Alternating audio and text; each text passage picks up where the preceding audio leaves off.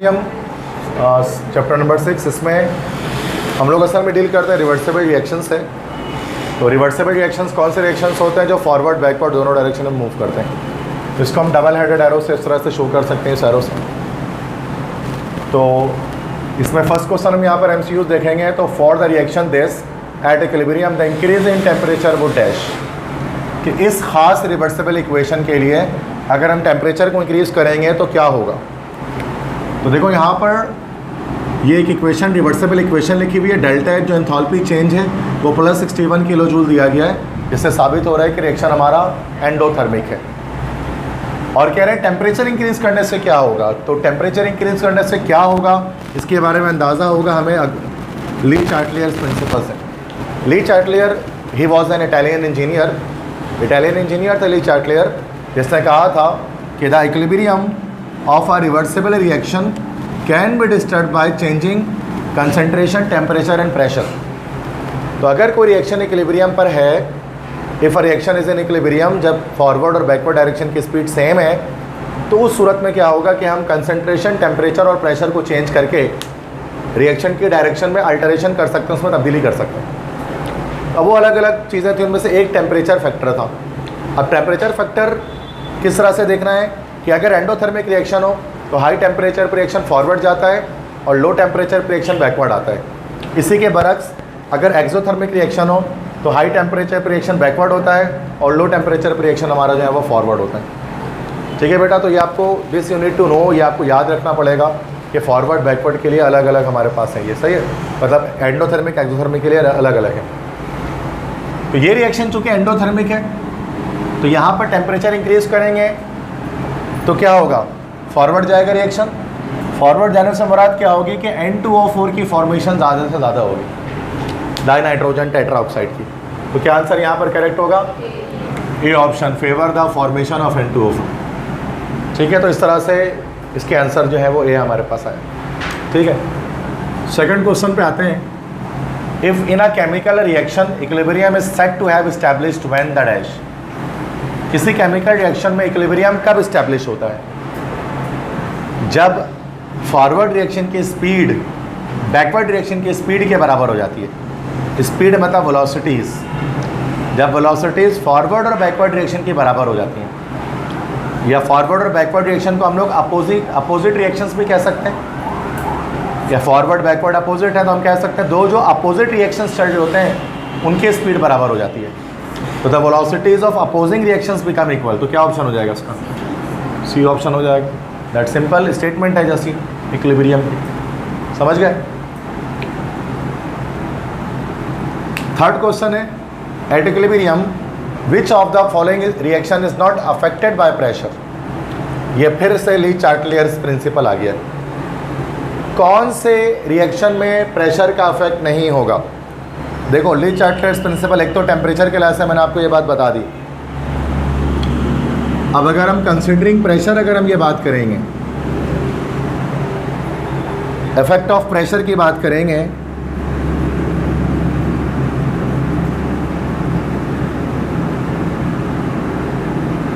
तो effect of pressure में क्या बात याद रखनी है कि इफेक्ट ऑफ प्रेशर सिर्फ तभी होता है जब अनइक्वल नंबर ऑफ मोल्स होते हैं रिएक्टेंट और प्रोडक्ट में।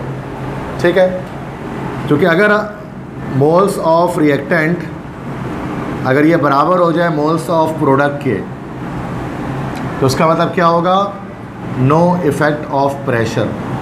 तो उस वक्त प्रेशर का कोई इफेक्ट नहीं होगा उस कंडीशन पे, अगर दोनों के मोल्स बराबर हो तो। ठीक है बेटा, तो जब रिएक्टेंट और प्रोडक्ट के मोल्स बराबर होंगे तो कोई इफेक्ट नहीं है। अगर बराबर नहीं होंगे तो इफेक्ट है, वो बाद में देखेंगे, अभी नहीं देखेंगे।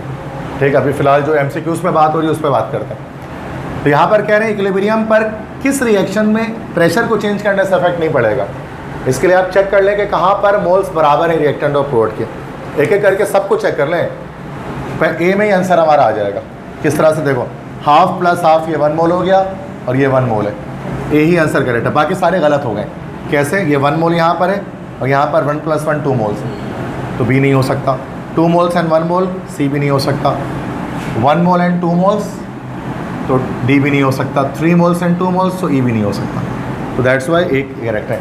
इसमें प्रेशर को कितना भी कम ज़्यादा कर दें, इसके डायरेक्शन में फ़र्क नहीं पड़ने वाला रिएक्शन में, सही है। नहीं ये फॉरवर्ड जाएगा, नहीं ये बैकवर्ड आ सकेगा, समझ गए। ये प्रेशर के लिहाज से याद रखें। हाँ, अगर ये अनइक्वल नंबर ऑफ मोल्स होंगे तो फिर कुछ ना कुछ अफेक्ट पड़ेगा, वो आगे बताएंगे फिर वो कैसे आएगा, ठीक है। जो हमारा मकसद MCQs के करेक्ट आंसर तक अभी पहुँचना है, वो देखें। तो विच of the following value of Kc represents a reaction in which the product is most stable. बता रहे हैं कि Kc की इतनी सारी वैल्यू है, बताएं प्रोडक्ट किस में स्टेबल होगा ज़्यादा। देखो Kc की वैल्यू बहुत हाई भी हो सकती है, Kc की वैल्यू बहुत लो भी हो सकती है। मान लेते हैं कि Kc की जो वैल्यू है ना, अगर Kc की वैल्यू बहुत बड़ी है, वेरी बिग है, और यही Kc की वैल्यू जो है ना वेरी स्मॉल है, तो अगर Kc की वैल्यू बहुत बड़ी आती है, मतलब 10 की पावर समथिंग बहुत बड़ी वैल्यू होगी, तो उसका मतलब क्या होता है कि रिएक्टेंट ऑलमोस्ट प्रोडक्ट में कन्वर्ट हो चुका होता है, ठीक है। तो Kc की वैल्यू जब बहुत बड़ी होती है तो हम कह सकते हैं कि यहाँ पर जो प्रोडक्ट है, प्रोडक्ट होता है स्टेबल। और जब Kc की वैल्यू बहुत छोटी होती है तो यहाँ पर हम क्या लिखेंगे, इसका मतलब होता है कि रिएक्टेंट इज़ स्टेबल। तो इस तरह से याद रखना है। तो यहाँ पर आपके क्या कह रहे हैं बेटा, इन पांचों Kc की वैल्यूज़ में प्रोडक्ट सबसे ज़्यादा स्टेबल किसके अंदर है बेटा, प्रोडक्ट सबसे ज़्यादा स्टेबल किसके अंदर है। तो प्रोडक्ट सबसे बड़ी वैल्यू कहाँ पर आ रही है Kc की, देख लो। बी ऑप्शन में सबसे बड़ी वैल्यू है क्या, 10 नहीं, ई में है। ये ऑप्शन करेक्ट हो गया हमारा, समझ गए। बस तो ये पॉइंट्स आप याद रखेंगे इसके अंदर, तो ये MCQ सॉल्व हो जाएगा इस तरह का। Number 5, 10 litre of solution of urea contains 240 gram of urea, the active mass of urea will be. Active mass पूछ रहे हैं बेटा, एक्टिव मास किसे कहते हैं, सबसे पहली चीज तो ये समझो।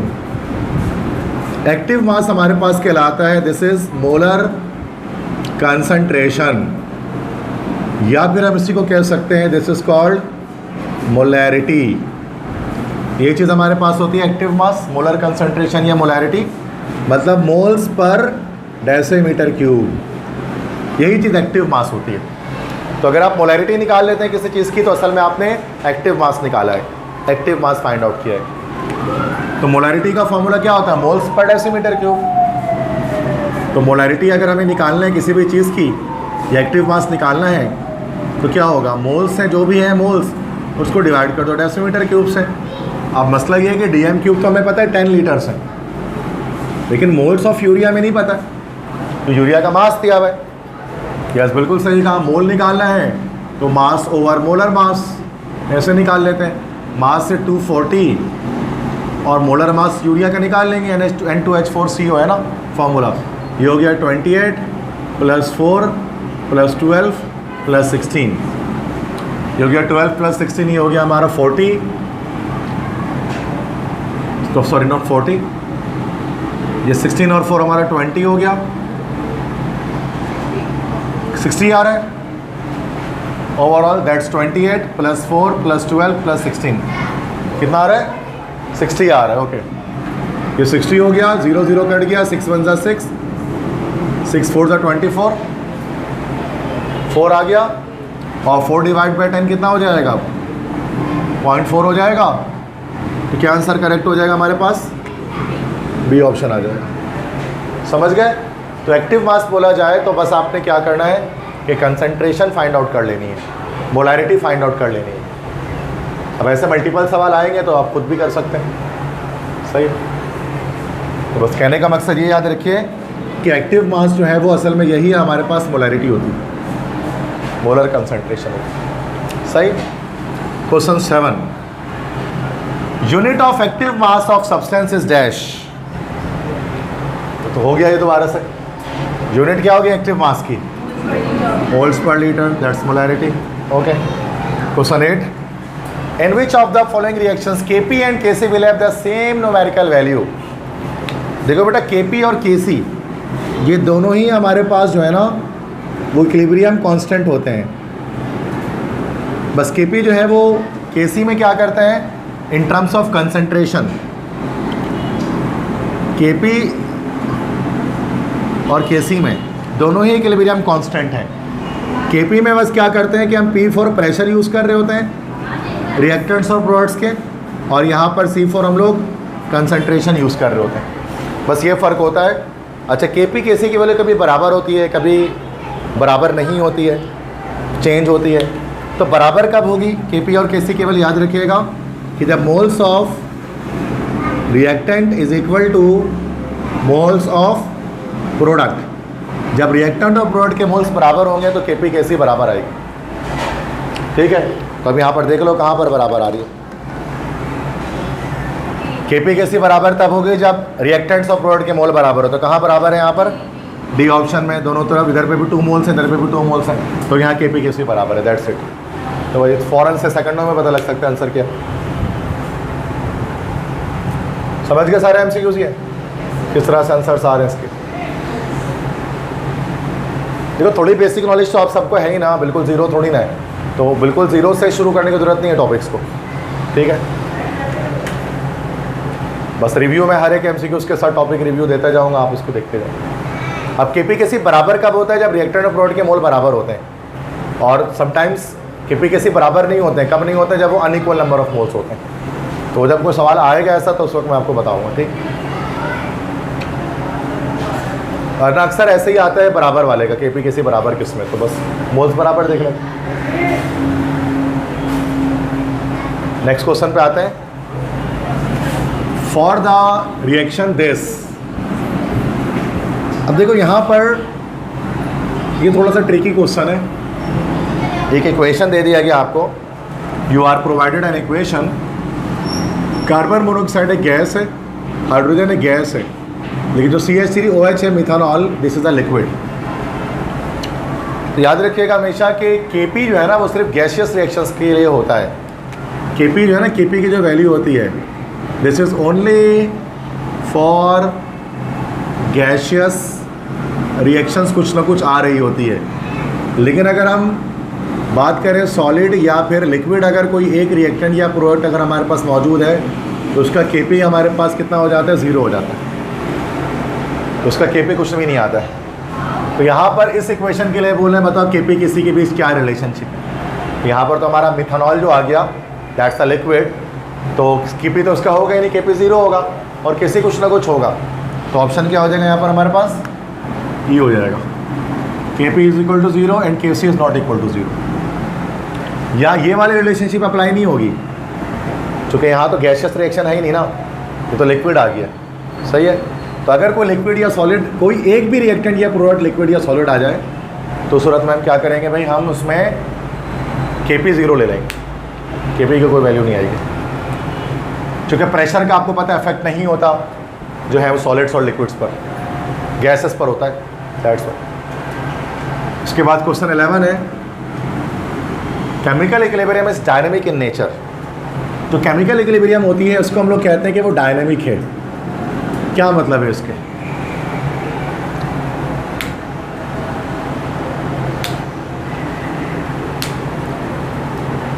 क्योंकि जब कोई भी रिवर्सिबल रिएक्शन होता है जिसमें रिएक्टेंट जो है वो हमारा कन्वर्ट किस में हो रहा है भाई? प्रोडक्ट के अंदर कन्वर्ट हो रहा है।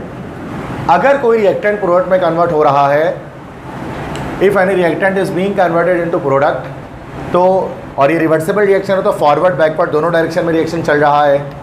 एक पॉइंट ऐसा आएगा जिस पॉइंट पर क्या होगा, रिएक्शन स्टॉप हो जाएगा, स्टक कर जाएगा, रुक जाएगा, इसी को कहेंगे इक्विलिब्रियम। और इस पॉइंट पर क्या हो रहा होगा कि फॉरवर्ड और बैकवर्ड रिएक्शन सेम स्पीड पे हो रहा होगा। तो आपको ऐसा फील होगा कि रिएक्शन रुका भाई, बट रिएक्शन रुका हुआ नहीं होगा, वो रिएक्शन दोनों डायरेक्शन में सेम स्पीड पे चल रहा होगा। तो आपको ऐसा लग रहा होगा कि रिएक्शन स्टॉप है। दैट्स वाई ये रिएक्शन डायनेमिक इक्विलिब्रियम कहलाता है। तो सबसे बड़ी वजह क्या है इसके डायनेमिक होने की, कि ये रिएक्शन फॉरवर्ड बैकवर्ड दोनों डायरेक्शन में सेम स्पीड पे चलता है। तो क्या ऑप्शन हो जाएगा इसका आंसर? सी ऑप्शन हो जाएगा कि both forward and backward reactions occur at all times with same speed. सही है। 13 क्वेश्चन पे आता है, विच of the following reaction will be favoured at low pressure. कौन सा रिएक्शन लो प्रेशर पे फेवर होगा? फेवर है समरात के लो प्रेशर पे फॉरवर्ड जाएगा। ठीक है। अब like what we are going to do here now ना, कि यहाँ पर डिफरेंस है। अब यहाँ देखना ज़रा, अब प्रेशर के ऊपर लीक चार्टर प्रिंसिपल में बात करते हैं, जो पहले मैंने नहीं की थी, अब थोड़ा डिटेल में बात कर रहा हूँ उसी के ऊपर, कि अगर moles of reactant is equal two moles of product, अगर ऐसा हो जाए तो मैंने अभी क्या बताया था, नो इफेक्ट ऑफ प्रेशर, तो प्रेशर का कोई भी इफेक्ट नहीं होगा। अब इसी को चेंज करते हैं, अगर मोल्स ऑफ रिएक्टेंट अगर वो ग्रेटर देन हो जाए मोल्स ऑफ प्रोडक्ट के, तो इस सूरत में क्या होगा कि हाई प्रेशर पर रिएक्शन जाएगा फॉरवर्ड और लो प्रेशर पे रिएक्शन जाएगा आपका बैकवर्ड। एक ये कंडीशन आ गई। एक कंडीशन क्या आ सकती है कि अगर moles of reactant is less then moles of product, अब इसका उल्टा कर दो, रिवर्स कर दो, तो हाई प्रेशर पे अब क्या हो जाएगा, ये बैकवर्ड, और लो प्रेशर पे क्या हो जाएगा, अब ये क्या हो जाएगा, फॉरवर्ड। समझ गए बच्चे?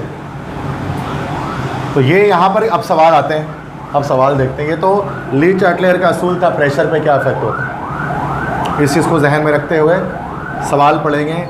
विच of the following reaction will be favoured at low pressure, low pressure पे कौन सा रिएक्शन फॉरवर्ड जाएगा, तो लो प्रेशर पे फॉरवर्ड कौन सा रिएक्शन जाता है जिसमें रिएक्टेंट के मोल कम होते हैं प्रोडक्ट से। अब इन पांचों में देखो रिएक्टेंट के मोल कम कहाँ है प्रोडक्ट से, सी ऑप्शन में है, रिएक्टेंट में यहाँ पर 1 मोल है और यहाँ पर 2 मोल है। तो इसका मतलब इस वाले रिएक्शन में अगर हम लो प्रेशर करेंगे तो फॉरवर्ड रिएक्शन क्या होगा, फेवर होगा, रिएक्शन आगे बढ़ेगा। बाकी जगह देखो यहाँ पर 2 मोल 2 मोल, तो यहाँ तो इफेक्ट होगा ही नहीं प्रेशर का। इधर पे भी 2 मोल 2 मोल, इफेक्ट होगा ही नहीं प्रेशर का। यहाँ इन दोनों में बी और डी में क्या है, रिएक्टेंट के मोल ज़्यादा हैं, और रिएक्टेंट के मोल ज़्यादा होंगे तो फिर हाई प्रेशर पे फॉरवर्ड जाएगा। तो ये भी नहीं हुआ, तो क्या हो गया हमारा, सी ऑप्शन करेक्ट हो गया। तो आपसे क्या कहा जाता है, विच of the following reaction will be favoured at low pressure, means low pressure पे कौन से रिएक्शन के लिए फेवरेबल कंडीशन होगी कि वो फॉरवर्ड मूव करेगा। तो लो प्रेशर में फॉरवर्ड सिर्फ तभी मूव होता है जब रिएक्टेंट के मोल्स कम होंगे प्रोडक्ट्स। बात समझ में आ गई? कैसे सी ऑप्शन आया इसको? देखो यही एमसीक्यूज घूमेंगे, 150 एमसीक्यूज में ना यही घूम रहे हैं। अब 150 एमसीक्यूज है तो वो सारे नए नहीं हैं, यही घूमेंगे आगे जाकर। 30 से 40 एमसीक्यूज करेंगे और फिर घूमने शुरू हो जाएंगे एमसीक्यूज। बट फिर वही है कि एनईटी वालों के लिए वो इतना ज़्यादा इंपॉर्टेंट नहीं है, ये इतना ज़्यादा उनको करने की नीड ही नहीं है। ये एमडी कैट वालों के लिए इंपॉर्टेंट है क्योंकि वहाँ ज़्यादा से ज़्यादा प्रैक्टिस की रिक्वायरमेंट होती है। जो एमबीबीएस का टेस्ट देंगे उनके लिए। इंजीनियरिंग वालों को तो बस कोई मसला नहीं है, पास पेपर ही आ जाएगा आप लोगों को, कुछ नहीं। सही है।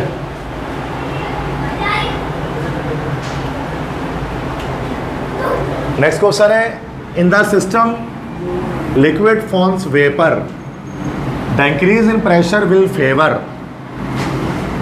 इस रिएक्शन में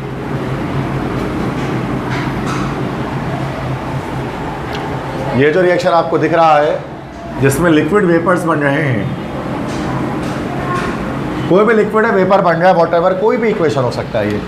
जैसे कि वाटर वेपर, वाटर है, पानी है, और ये किसमें कन्वर्ट हो रहा है बेटा, स्टीम में मान लेते हैं। ये इक्वेशन है, ये वेपर्स में कन्वर्ट हो रहा है, सही है। पानी जो है वो वेपराइज हो रहा है। The increase in pressure will favour, और रिवर्सेबल भी है। प्रेशर बढ़ाने पर क्या होगा इसके अंदर, व्हाट विल हैपन, अगर इसका प्रेशर बढ़ाया जाएगा तो रिएक्शन के साथ क्या होगा, कंडेंसेशन, एवापोरेशन, सब्लिमेशन, क्या होगी, no effect of pressure. Reason क्या है, प्रेशर सिर्फ गैसियस रिएक्शंस पर इफेक्ट करती है। यहाँ पर चूंकि हमारे पास लिक्विड आ गया है तो प्रेशर का इफेक्ट खत्म हो जाएगा। प्रेशर में सारे गैसेस होने ज़रूरी हैं, सारे रिएक्टेंट और सारे प्रोडक्ट लास्ट में गैसेस होंगे, तब क्या होगा, प्रेशर का एक इफेक्ट देखने में आएगा, वरना प्रेशर का कोई इफेक्ट नहीं होगा। सही है। यही एक रूल मैंने इससे पहले भी बताया, दोबारा बता रहा हूँ। सही। Question 18, molar concentration of 32 gram oxygen in 10 dm³, that's really easy, ये तो आसान है। मोलर कंसंट्रेशन मतलब मोलरिटी बतानी है, मोल्स पर डेसीमीटर क्यूब, 32 ग्राम है, 32 ग्राम है तो उसका मतलब 1 मोल हो गया ये। मोल निकालेंगे तो मोल क्या है, मास ओवर मोलर मास ना बेटा, तो मास है 32 ओवर 32, तो 1 मोल आ गया ये। उसके बाद मोलरिटी निकालनी है, मोलरिटी बराबर की उसके मोल्स पर डेसीमीटर क्यूब, मोल कितना आया 1 और डेसीमीटर क्यूब कितना है 10, क्या ये 0.1 आ गया, तो 0.1 कहाँ आंसर आ रहा है, डी ऑप्शन है, 0.1 मोल्स पर डेसीमीटर क्यूब। सही समझ में आया सबको, वही एक्टिव मास निकालने को कहा जा रहा है, दैट्स इट। नेक्स्ट क्वेश्चन है, तो these are the toughest MCQs ना ऑफ एमडी कैट और ई कैट, सबसे मुश्किल एमसीक्यूज हैं। क्योंकि मैं आपको समझा दे रहा हूँ तो इतना मसला आएगा नहीं, वरना इसको समझने में अक्सर बच्चे मार खाते हैं इन एमसीक्यूज को समझने में, ठीक है। क्वेश्चन 22 है, the metal sulphide having maximum solubility in water is dash. The metal sulphide having maximum solubility in water, किस मेटल सल्फाइड की मैक्सिमम सॉल्युबिलिटी है पानी के अंदर। देखो KSP जो वैल्यू होती है ना KSP, तो सिंपल सा अभी KSP का एक बात आ गई यहाँ पर, KSP हमारे पास कहलाता है, this is called solubility product, this is called solubility product KSP, solubility product KSP। KSP क्या चीज़ होती है कि जो सॉल्ट डिज़ोल्व हो रहा है, जो भी सॉल्ट डिज़ोल्व हो रहा है उस सॉल्ट की डिज़ोल्व आयंस की कंसंट्रेशन का प्रोडक्ट ये कहलाता है सॉल्युबिलिटी प्रोडक्ट, ठीक है। अब कहने का मकसद ये है कि KSP वैल्यू अगर किसी की बहुत ज़्यादा हाई है तो उसका मतलब कि वो सॉल्ट कैसा है, मोर सॉल्युबल है, और अगर KSP की वैल्यू बहुत ज़्यादा लो है तो वो हमारे पास कैसा है भाई, लेस सॉल्युबल है। तो यहाँ पर कह रहे हैं किसकी मैक्सिमम सॉल्युबिलिटी होगी, जिसकी KSP वैल्यू हाईएस्ट होगी, तो सबसे हाईएस्ट KSP ढूंढ लें, किस सॉल्ट की है, किसकी है, चेक करें क्या डी की है, MnS मैंगनीज सल्फाइड, चूँकि इसकी हाईएस्ट KSP है तो ये सबसे ज़्यादा सॉल्युबल भी होगा, दैट्स इट। लीस्ट सॉल्युबल बोलेगा तो सबसे कम सॉल्युबिलिटी ढूंढ लेते हैं, KSP वैल्यू ढूंढ लेते हैं, तो कोई एक आ जाता है। डेफिनेशन बता दो सॉल्युबिलिटी प्रोडक्ट की, okay.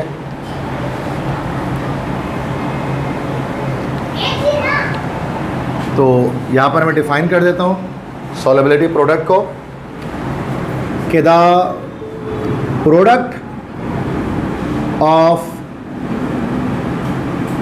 Concentration of dissolved ions of a sparingly soluble salt at saturated condition is called KSP। तो KSP क्या चीज़ होती है कि हमारे पास अगर कोई स्लाइटली सॉल्युबल सॉल्ट है जो पूरा का पूरा डिज़ोल्व हो चुका है, मतलब सैचुरेटेड कंडीशन में आ चुका है, मैक्सिमम डिज़ोल्व हो चुका है, इसके डिज़ोल्व होने के बाद जो डिज़ोल्व आइंस बनेंगे उन डिज़ोल्व आइंस की कंसंट्रेशन का जो प्रोडक्ट है वो कहलाएगा सॉल्युबिलिटी प्रोडक्ट KSP। ठीक है, मिसाल के तौर पे अगर हम एक सॉल्ट ले लेते हैं, अगर ऐसे ही AgCl, ये एक स्लाइटली सॉल्युबल सॉल्ट है, सिल्वर क्लोराइड आप जानते हैं स्लाइटली सॉल्युबल सॉल्ट है, हाईली सॉल्युबल सॉल्ट नहीं है, सिल्वर के सॉल्ट स्लाइटली सॉल्युबल ही होते हैं। इसको जब पानी में डालेंगे तो क्या होगा, Ag+ और Cl- में ब्रेक हो जाएगा वाटर में डिज़ोल्व करने पर, और इस पर क्या होगा जब KSP निकालेंगे तो ये Ag+ की कंसंट्रेशन और Cl- की कंसंट्रेशन का प्रोडक्ट होगा। ये जो भी आयन डिज़ोल्व हुए हैं उनकी जो कंसंट्रेशन है उनका प्रोडक्ट कहलाता है KSP, तभी उनको सॉल्युबिलिटी प्रोडक्ट कहते हैं। इसी तरह से निकालते हैं ना, अगर आपको याद हो तो, पढ़ा है तो, ठीक है।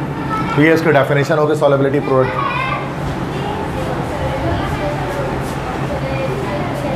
70 में जो ऑप्शन है कंडेंसेशन, एवापोरेशन, सब्लिमेशन, इसकी बता देता हूँ। अच्छा देखिए यहाँ पर इसमें फिर ये जो हमारा कंडेंसेशन है, कंडेंसेशन तो प्रोसेस हमारा है जिसमें गैस जो है वो लिक्विड में कन्वर्ट होती है, दैट्स कंडेंसेशन। एवापोरेशन में क्या होता है, इसका रिवर्स होता है, लिक्विड गैस में कन्वर्ट होती है। सब्लिमेशन में क्या होता है कि जो सॉलिड है वो डायरेक्टली गैस में कन्वर्ट होता है। तो ये हमारे पास डिफरेंट स्टेट चेंज हो रहे होते हैं, कंडेंसेशन, एवापोरेशन, सब्लिमेशन। तो बट वहाँ पर तो मसला है कि प्रेशर को चेंज करने से वहाँ पर कोई फ़र्क नहीं पड़ने वाला, क्योंकि हमारा जो लिक्विड्स हैं उनके ऊपर इसका कोई इम्पेक्ट ही नहीं होता प्रेशर का। ठीक है, जितने होंगे कर लेंगे। ओके ठीक है, अब हम स्टार्ट कर रहे हैं first year chemistry chapter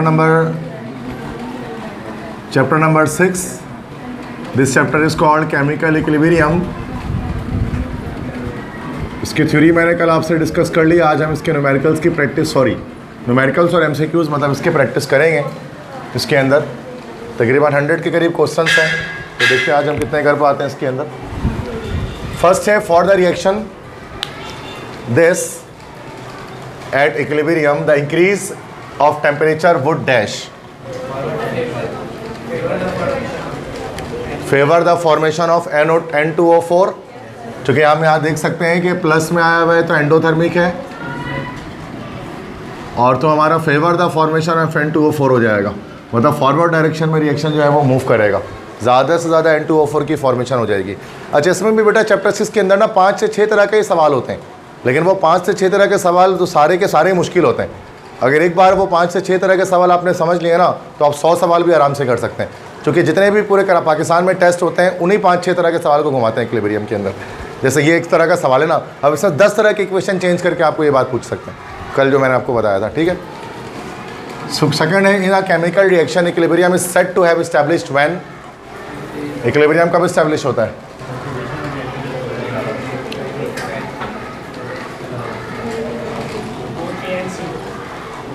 both A and सी, गलत हो गया, सिर्फ C. Velocities of opposing reactions become equal ना भाई, बस खत्म बात हो गई। अपोजिंग रिएक्शन मतलब फॉरवर्ड बैकवर्ड की स्पीड बराबर हो जाती है, कंसंट्रेशन का बराबर होना ज़रूरी नहीं होता। ये आपको मैंने बताया था, इट इज़ नॉट नेसेसरी के रिएक्टेंट और प्रोडक्ट की कंसंट्रेशन बराबर रहे, वो अनइक्वल भी हो सकती है, इक्विलिब्रियम रीच हो जाता है, लेकिन उसके बावजूद ऐसा ही है। एक्सटेंट ऑफ रिएक्शन में बताया था, तो सी ऑप्शन होना चाहिए। थर्ड है, at equilibrium which of the following reaction is not affected by pressure. Equilibrium पर कौन सा रिएक्शन पे प्रेशर का इफेक्ट नहीं होगा, जिसके नंबर ऑफ मोल्स बराबर होंगे रिएक्टेंट और प्रोडक्ट साइड पे। कहाँ पर बराबर है? देखो number of moles A option में है ना, दोनों तरफ 1-1 मोल्स हैं, हाफ प्लस हाफ, ये 1 यहाँ हो गया 1 यहाँ हो गया, समझ गए? तो अगर ऐसा हो जाए बेटा कि मोल्स बराबर हो रिएक्टेंट और प्रोडक्ट के, तो आपको बताया था कि प्रेशर चेंज करने से फिर कोई फ़र्क नहीं पड़ता इक्विलिब्रियम पर। ठीक है, एज पर ली चार्टलियर्स प्रिंसिपल। समझ गए तीनों एमसीक्यूज़? ये कोई मसला क्लियर है? क्वेश्चन 4 पे आते हैं। विच of the following value of Kc represents a reaction in which the product is most stable. बताएं कहाँ पर प्रोडक्ट सबसे ज़्यादा स्टेबल होगा। देखो प्रोडक्ट स्टेबल कब होगा? प्रोडक्ट स्टेबल कब होगा? जब वो वापस रिएक्टेंट पे कन्वर्ट ना हो रहा हो। एक मिनट मेरी बात समझ लो ज़रा, कि प्रोडक्ट स्टेबल कब होगा? जब वो वापस रिएक्टेंट में कन्वर्ट ना हो रहा हो। ठीक है, मतलब most of the reactant product में कन्वर्ट हो जाए, और ये ऐसा तब होता है जब Kc की वैल्यू बहुत हाई होती है। Kc की हाईएस्ट वैल्यू कहाँ आ रही है? यस, ऑप्शन ई में आ रही, तो यही कह रहे हो तुम same? Yes, E option correct है। तो अगर Kc की वैल्यू बहुत हाई होती है बेटा, तो सूरत में क्या होता है कि हमारा प्रोडक्ट स्टेबल हो जाता है, चूँकि रिएक्टेंट मोस्टली प्रोडक्ट में कन्वर्ट हो चुका होता है सारा का सारा। अगर यही Kc की वैल्यू बहुत छोटी होती है तो प्रोडक्ट अनस्टेबल होता है, रिएक्टेंट स्टेबल हो जाता है। ठीक है, तो उसको याद रखना है इस पॉइंट को। ये मैंने आपको बताया था कि वेरी हाई और वेरी लो वैल्यू Kc की क्या डिटरमाइन करती है। नेक्स्ट क्वेश्चन देखते हैं। 10 litre solution of urea contains 240 gram of urea, the active mass of urea will be dash. कह रहे हैं कि 10 लीटर सॉल्यूशन यूरिया का 240 ग्राम उसमें यूरिया है, एक्टिव मास क्या होगा यूरिया का? देखो बेटा एक्टिव मास किसे कहते हैं? एक्टिव मास मतलब हमारे पास यही हो गया बेटा कंसंट्रेशन। कंसंट्रेशन एक्टिव मास को कहा जाता है, मोलर कंसंट्रेशन। और कंसंट्रेशन बराबर किसके होता है? Moles per litre. तो लीटर तो यहाँ पर आ गया 10, मोल्स यहाँ पर हमें निकालने पड़ेंगे ना यूरिया के। और मोल किसके बराबर होता है? मोल बराबर होता है मास ओवर मोलर मास। तो मास हमारे पास है 240 और मॉलिक्यूलर मास निकालना पड़ेगा इसका। ये हो गया 14 तो 28 हो गया, ये प्लस 4 हो गया, ये प्लस 12 हो गया, ये प्लस 16 हो गया। तो यहाँ पर ये निकल गया 16 और 4 20 हो गया, ये 48 हो गया और ये 60 हो गया। तो 60 हो गया ये, तो 0 0 कट गया, 6 1 6, 6 4 24। तो ये हमारे पास हो गया 4 डिवाइड बाई 10 कितना हो जाएगा? 0.4 हो जाएगा। तो क्या आंसर? यही आंसर आ रहा है, बी ऑप्शन 0.4 आ रहा है।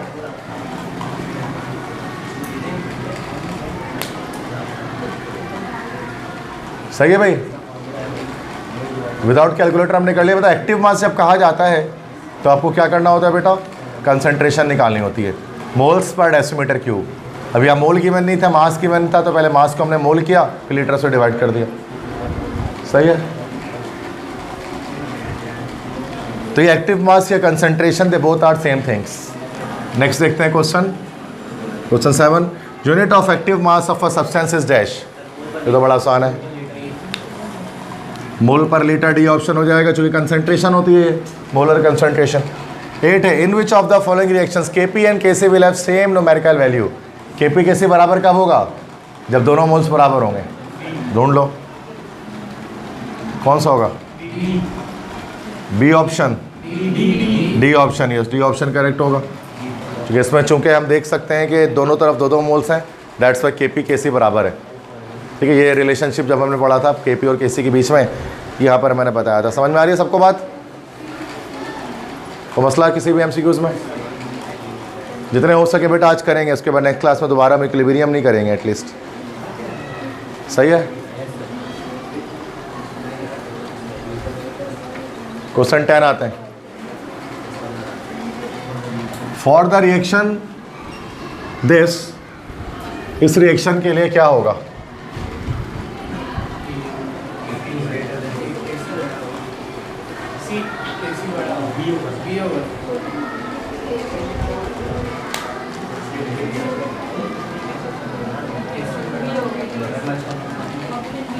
क्या होगा?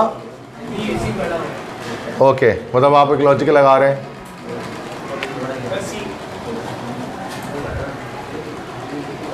मेरे लिहाज से इसका आंसर होना चाहिए ई। पता है रीज़न क्या है? बिकॉज ये हमारे पास जो प्रिपरेशन है, आपको पता है चैप्टर 9 में पढ़ा होगा आपने, this is the preparation of methanol and this methanol is actually liquid in state. और जब भी लिक्विड स्टेट में बात हो जाती है तो केपी हम निकाल ही नहीं सकते, केपी का कॉन्सेप्ट ही ख़त्म हो जाता है, सिर्फ केसी निकलता है। तो यहाँ पर इसका केपी होगा ही नहीं, वो ज़ीरो होगा केपी इसका। तो केसी कुछ ना कुछ निकलेगा, वो ज़ीरो नहीं होगा।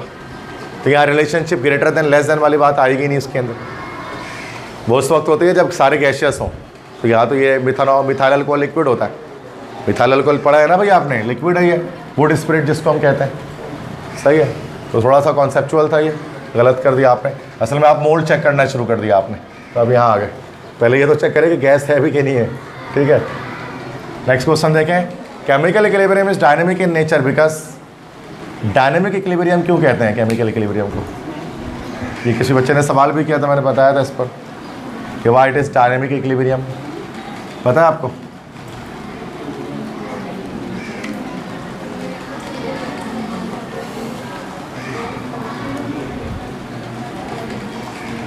Y chemical equilibrium is dynamic in nature? क्योंकि मैंने बताया था कि ये सी ऑप्शन ना, both forward and backward reactions occur at all times same speed. तो चूंकि फील ऐसा हो रहा तो रुका हुआ है, लेकिन वो दोनों तरफ डायरेक्शन रिएक्शन चल रहा होता है, दैट्स हम कहते हैं कि ये डायनेमिक इक्विलिब्रियम है। ठीक है।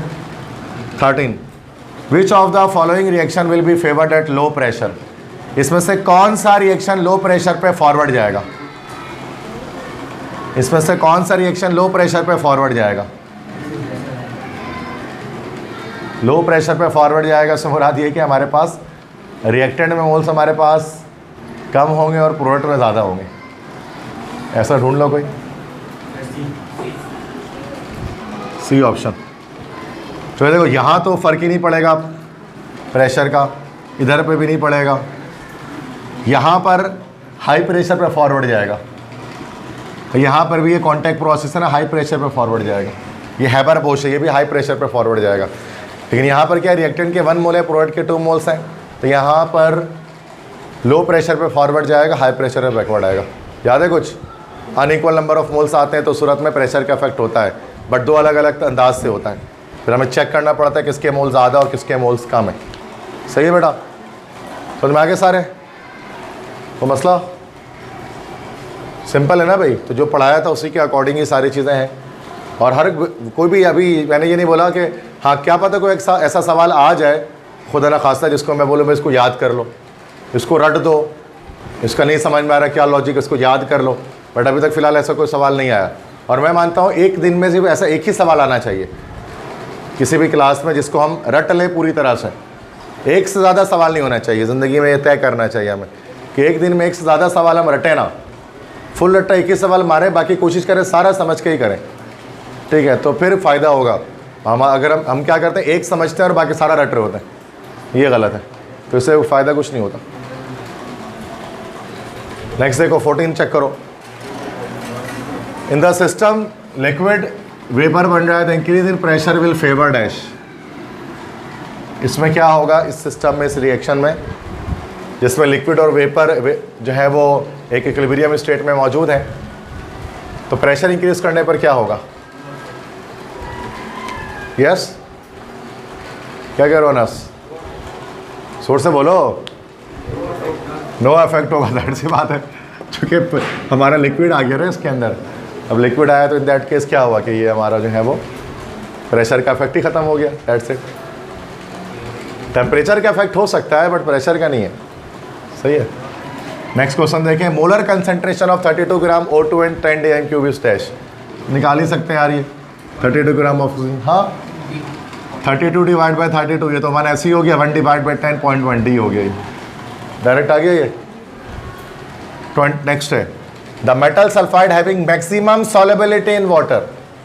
मैक्सिमम सॉलेबिलिटी वाटर की किस में होगी? जिसकी KSP वैल्यू हाईएस्ट होगी। डिजॉल्व लाइन की कंसंट्रेशन ज़्यादा है तो सबसे ज़्यादा हाईएस्ट KSP किसकी है? चेक कीजिए। डी ऑप्शन में है तो MnS मैंगनीज सल्फाइड, इसकी मैक्सिमम सॉलेबिलिटी होगी। तो कल मैंने आपको बताया था कि KSP वैल्यू या सॉलेबिलिटी प्रोडक्ट की वैल्यू को देखते हुए हम सॉलेबिलिटी को डिटरमाइन कर सकते हैं कि कौन सा सॉल्ट जो है वो कितना डिज़ोल्व होता है पानी के अंदर। 23 है solubility of PbCl2 is S moles per litre, it's solubility product is dash. PbCl2 की जो सॉलेबिलिटी है वो S मोल पर लीटर है। इसकी सॉलेबिलिटी प्रोडक्ट कितनी निकलेगी? देखो ज़रा इसको निकालने का तरीका क्या होता है। एस अगर इस तरह से सवाल आता है, देखो PbCl2 है ना बेटा, PbCl2 है और ये बन रहा है Pb+2 में कन्वर्ट हो रहा है और Cl- में कन्वर्ट हो रहा है, 2 लगा दिया। ठीक है? आप इसकी सॉलेबिलिटी S है, इसकी S है और इसकी 2S होगी जो कि 2 मोल्स हैं। अब KSP अगर हमें बताना है तो KSP बराबर किसकी हो गया? Pb+2 की कंसंट्रेशन और Cl- की कंसंट्रेशन का स्क्वायर, ऐसे ही होगा। तो KSP बराबर हो गया, ये तो S हो गया बेटा और ये हमारा 2S का स्क्वायर हो गया। तो ओवरऑल कितना हो गया? 4S का क्यूब हुआ कि नहीं हुआ? हो गया 4S क्यूब। तो इसका आंसर हमारे पास क्या हो जाएगा? C option. तो अगर यहाँ पर बोला सॉलेबिलिटी PbCl2 की S है, S मोल्स पर लीटर, इसकी सॉलेबिलिटी प्रोडक्ट मतलब KSP बताइए। हमने यहाँ इसको फॉर्मूले में पुट कर दिया, इसको S और इसको S रखते हो। ये बड़ा आसान होता है, मतलब फॉर्मूला बनाने का तरीका है ये सॉलेबिलिटी प्रोडक्ट का। यहाँ पर हमने S यहाँ रखा, यहाँ 2S क्यों रखा? जो कि 2 मोल्स ऑफ क्लोराइड्स हैं, दैट्स वाई। इसके बाद KSP के फॉर्मूले में रख दिया। आती है बात समझ में? कैसे हुआ ये? S की जगह X हम लोग रखते थे वैसे, जब हम लोग फर्स्ट टर्म में, जब मैं पढ़ाता तो मैं तो X रखता हूँ, वीडियोज़ में भी मैंने S भी बताया होता है, लेकिन S भी रख सकते हैं, सॉलेबिलिटी X भी रख सकते हैं। ओके समझ में आ रही बात? तो मसला नो इशूज़। तो कुछ क्वेश्चन हो गए, 23 तक पहुँच गए फाइनली। नेक्स्ट क्वेश्चन आते हैं।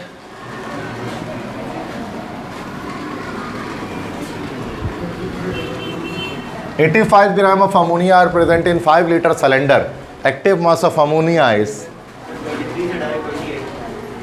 हाँ, मैंने यहाँ पर क्वेश्चंस मैंने यहाँ पर स्किप करके डाले मैं, मतलब ये सवालात तो मैं जिस PDF से उसको बना रहा था उसमें 150 क्वेश्चन थे, 150 सवालात थे, लेकिन जाहिर सी बात 150 सवाल एक दिन में तो हो नहीं सकते, तो मैंने अपने लिए से इंपॉर्टेंट हटा लिए जो पेपर में आते हैं। बाकी तो बहुत सारे वो मैं आपको PDF भेज दूंगा, आप उसको घर पे कर लेना, लेकिन मैंने इसमें सिर्फ सेलेक्टेड क्वेश्चन ही मैं क्लास में करवा रहा हूँ, बाकी आप PDF से सारे कर लेना, 150 आपकी मर्जी, ठीक है। ओके, 28 है। "85 gram of ammonia are present in 5 litre cylinder, active mass of ammonia is dash". तो एक्टिव मास बताना है, मोल्स पर लीटर बताने हैं। तो 85 ग्राम ऑफ अमोनिया ना, तो पहले तो 85 डिवाइड बाय ये 14 और 3 17 आता है 17 के टेबल में 85,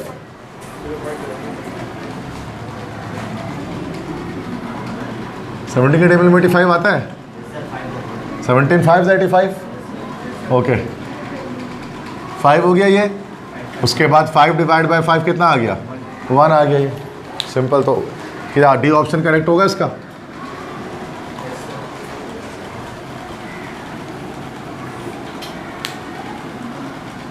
तो विदाउट कैलकुलेटर हो सकते हैं सारे ये, तो मतलब इसमें जैसे इजी है, कोई कैलकुलेशन मुश्किल नहीं है कहीं पर भी, ठीक है बेटा। नेक्स्ट है, "for the reaction this the value of Kc will be". Equilibrium constant expression बना दें, क्या बनेगा? D option. सी हो गया, ए का क्यूब, हाँ सही है, डी ऑप्शन बनेगा, तो बहुत अच्छी वाली बात है। नेक्स्ट 31 है, "unit of Kc for the reaction this is". इसके लिए Kc की यूनिट क्या निकलेगी? Kc की यूनिट निकालनी आती है? Kc बराबर होता है प्रोडक्ट अपॉन रिएक्टेंट ना, ये हो गया C2H6 डिवाइडेड बाय C2H2 और ये हो गया H2 का स्क्वायर, ठीक है। अब यूनिट कैसे निकालेंगे चेक करो, इसकी कैपिटल M डिवाइड बाय इसकी capital M multiply by M square, cut गया ये, सिर्फ मोलरिटी का स्क्वायर का इन्वर्स हो गया, तो ये dm की पावर 6 अपॉन मोल क्यूब हो जाएगा, ये dm6 upon mole cube, mole square, sorry mole square हो जाएगा, ठीक है। तो यहाँ पर हमारा ऑप्शन सी करेक्ट हो जाएगा, सही है। आता है सबको करना, ये थोड़ा शॉर्टकट मारा है मैंने, आई थिंक समझ गए होगे।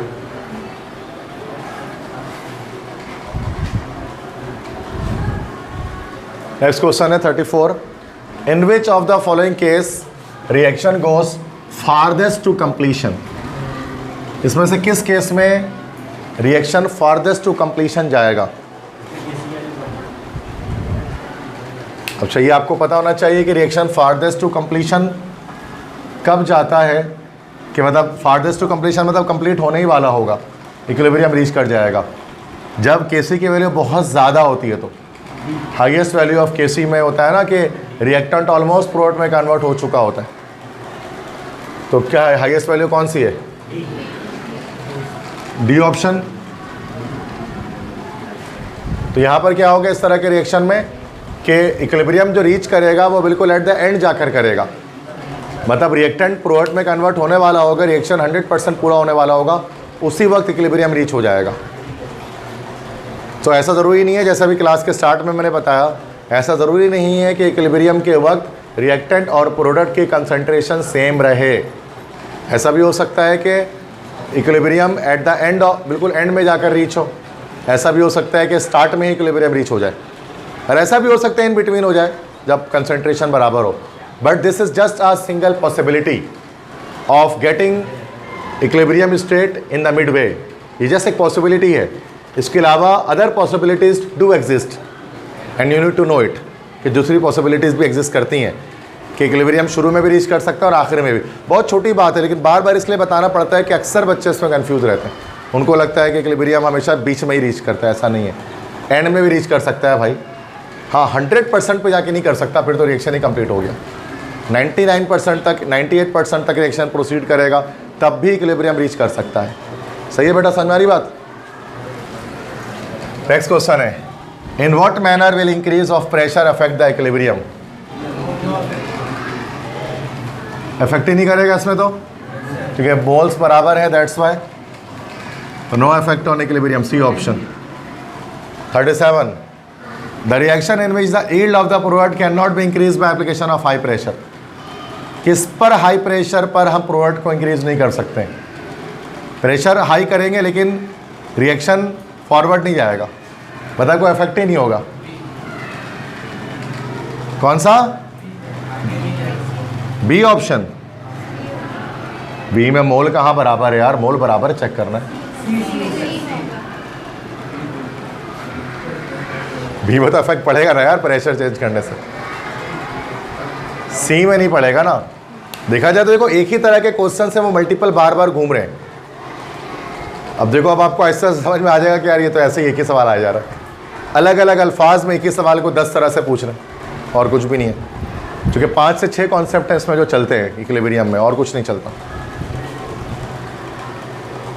नेक्स्ट देखें question number 39।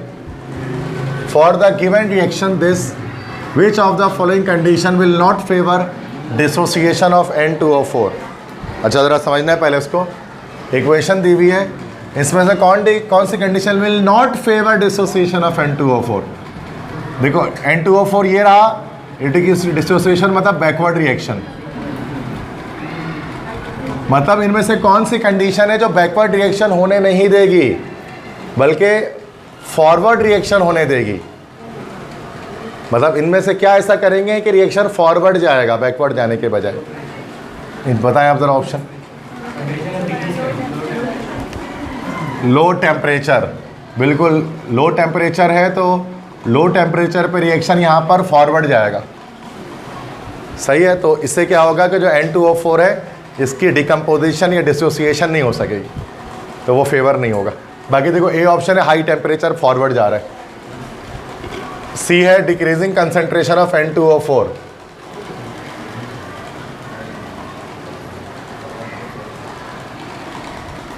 Decreasing volume all except B will not favour dissociation of N2O4। मतलब आपको ये बताना है कि फॉरवर्ड कैसे जाएगा ना। बी हो सकता है, सी भी तो हो सकता है।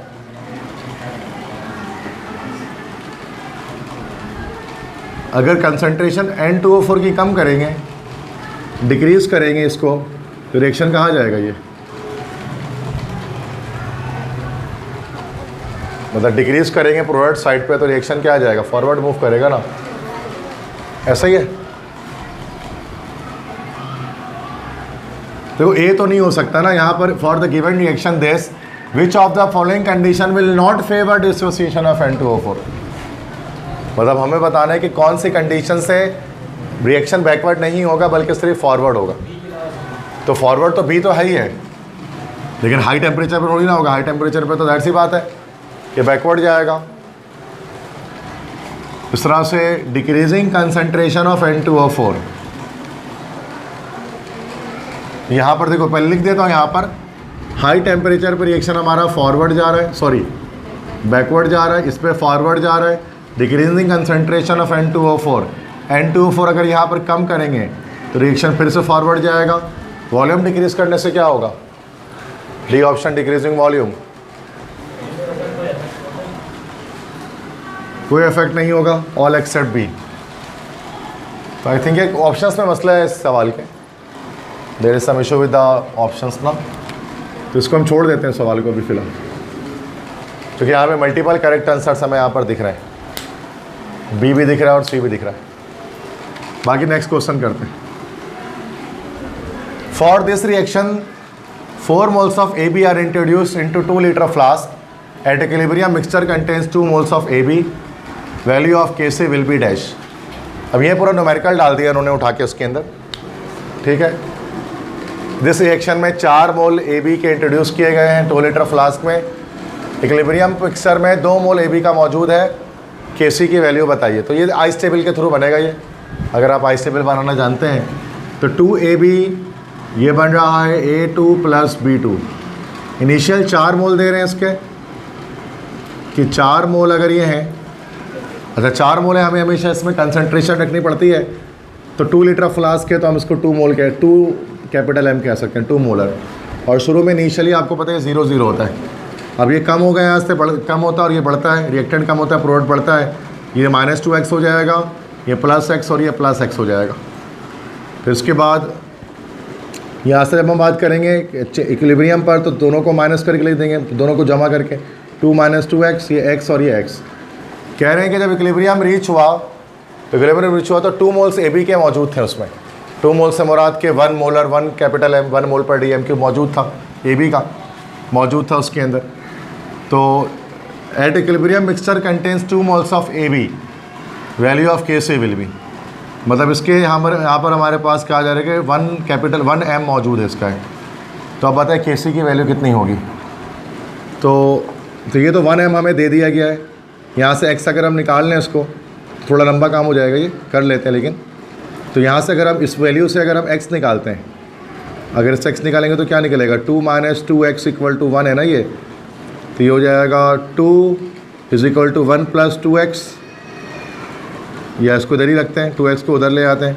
-2x = -1 -2 माइनस से, तो ये -2x = -3, माइनस से माइनस कैंसिल, x = 3/2।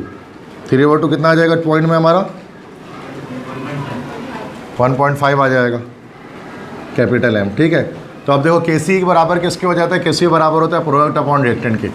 तो प्रोडक्ट हमारे पास है a² और ये b², सॉरी a2 b2, और नीचे हमारे पास ab का स्क्वायर आ गया, ab का स्क्वायर आ गया। Kc बराबर हो गया a2 b2, तो ये हमारे 1.5 है। तो x की वैल्यू आ गई ना यहाँ से, तो हम यहाँ पुट कर देते हैं। तो 1.5 × 1.5 डिवाइडेड बाय AB हमारे पास 1 था, 1 का स्क्वायर। तो Kc यहाँ पर 1.5 × 1.5 कितना हो जाएगा, 1.5 1 होगा, मल्टीप्लाई करो कितना आएगा, 1.5 का 2 टाइम्स कितना होता है,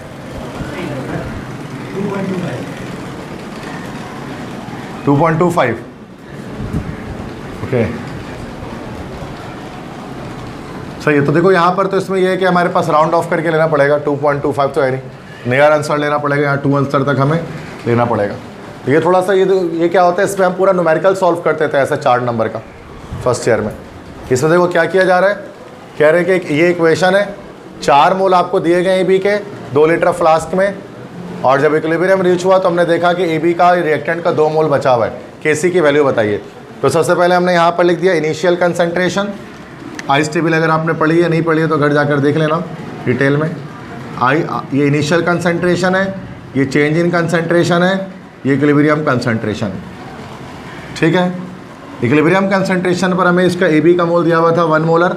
यहाँ से हमने x निकाल लिया, x को हमने पुट कर दिया इधर पर, तो AB भी आ गया, A2 और B2 भी आ गया, सबको हमने पुट किया तो आंसर हमारा 2.25 ये 2 आ गया। सही है।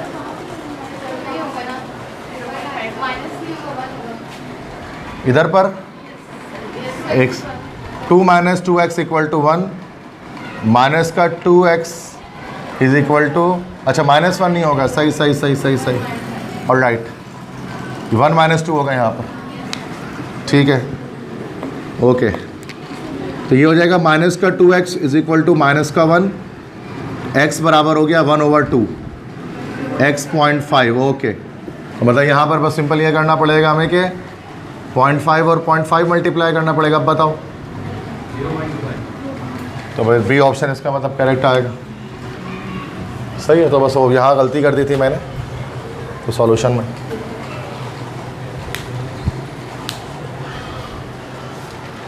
ठीक है, उसको सही कर लें ताकि सिंपल कैलकुलेशन तो हो ही जाती है, मसला नहीं है। मेन मसला है कि आपको कॉन्सेप्ट पता होना चाहिए ना कि किस मेथड से बन रहा है। मेथड ही नहीं पता तो आप क्या करोगे कैलकुलेशन करके, आप कभी भी आंसर नहीं बता सकते। तो यहाँ पर पूरा पहले डेटा आइस टेबल बनेगा, देन जाकर law of mass section apply होगा, देन आंसर आएगा हमारे पास। ठीक है, क्योंकि यहाँ इनिशियल की बात करें ना, इंट्रोड्यूस्ड आइस टेबल बनेगी। अगर आपने फर्स्ट टाइम में चैप्टर 6 पढ़ा था केमिकल इक्विलिब्रियम, तो आपको याद है आप आइस टेबल वाले क्वेश्चंस भी किया करते थे, जिसमें इनिशियल चेंज इक्विलिब्रियम हुआ करता था, Kc की वैल्यू निकालते थे उसमें, है ना। तो उसकी डिटेल लेक्चर भी आप देख सकते हैं जाकर मेरे यूट्यूब चैनल से ना, कि आप इसमें फर्स्ट ईयर जो है उसकी चैप्टर 6 के लेक्चर देख सकते हैं। तो वहाँ मैंने सॉल्व कराया हुआ है काफ़ी डिटेल में ये सारे MCQ न्यूमेरिकल्स को। तो उस पर अभी नहीं जा रहा, वरना वो काफ़ी लेंथी चीज़ हो जाएगी। 41 which statement is correct for the reaction this. इस रिएक्शन के लिए इन पांचों में से कौन सी स्टेटमेंट करेक्ट है? ऑक्सीजन गैस की फॉर्मेशन है ओजोन के अंदर, डेल एच पॉजिटिव है, मीन्स के हमारा ये एंडोथर्मिक प्रोसेस है।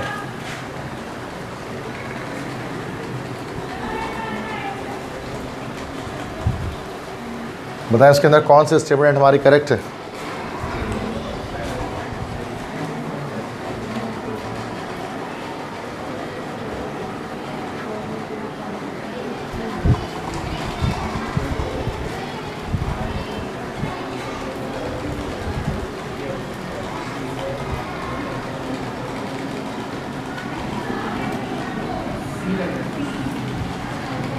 पहला है formation of ozone is favoured at low temperature.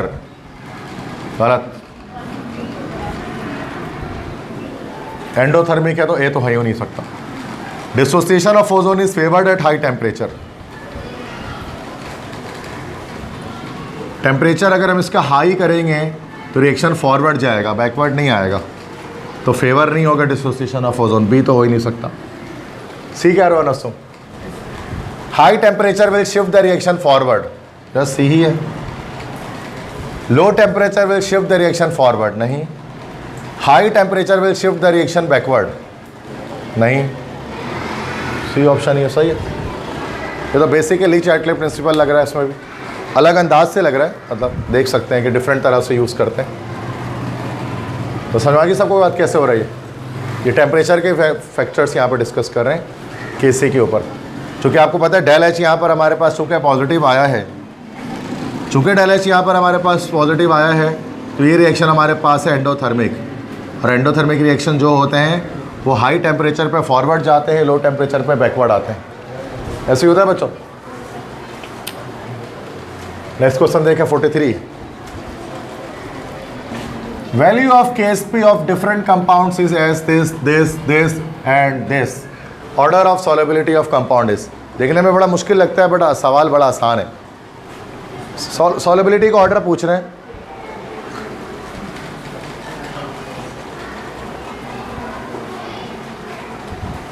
Descending order में शायद सॉलेबिलिटी पूछ रहे हैं ना आपसे। बता सकते हैं केसी की वैल्यू के लिहाज से?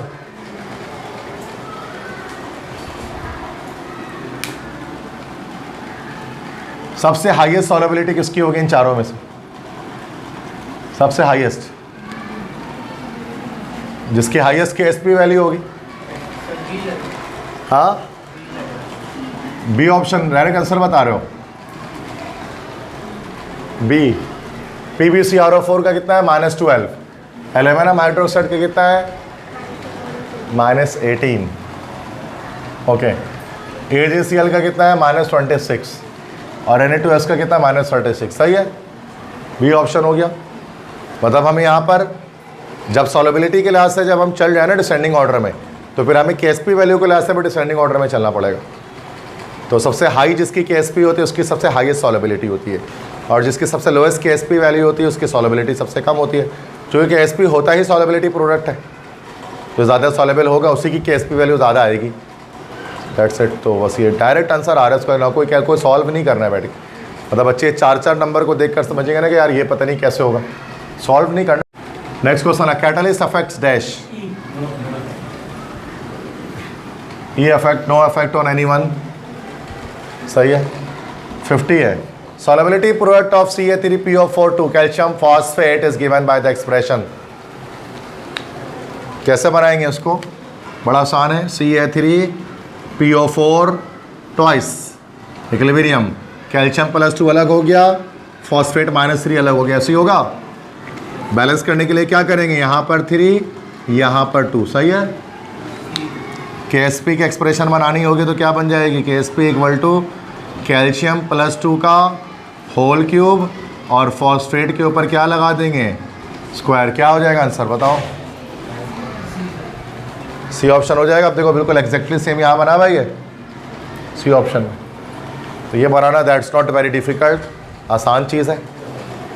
मतलब ये KSP की एक्सप्रेशन बना रहे हैं। इक्वेशन देखो इतना मसला नहीं है सर आपने कैसे बनाया, कोई मसला थोड़ी ना है। कैल्शियम 3 है ना, तो मतलब कैल्शियम के ऊपर 3 चार्ज आ रहा है +3, इसके पीछे 3 लगा दो इसके पीछे 2 लगा देते, इसी तरह से होता है और क्या होता है। इसी तरह से होता है ना, करना आता है सबको डिसोसिएट, सिंपल चीज़ें आनी चाहिए आपको ये। तो 50 तक हो गया, कोई मसला यहाँ तक? आगे बढ़ें।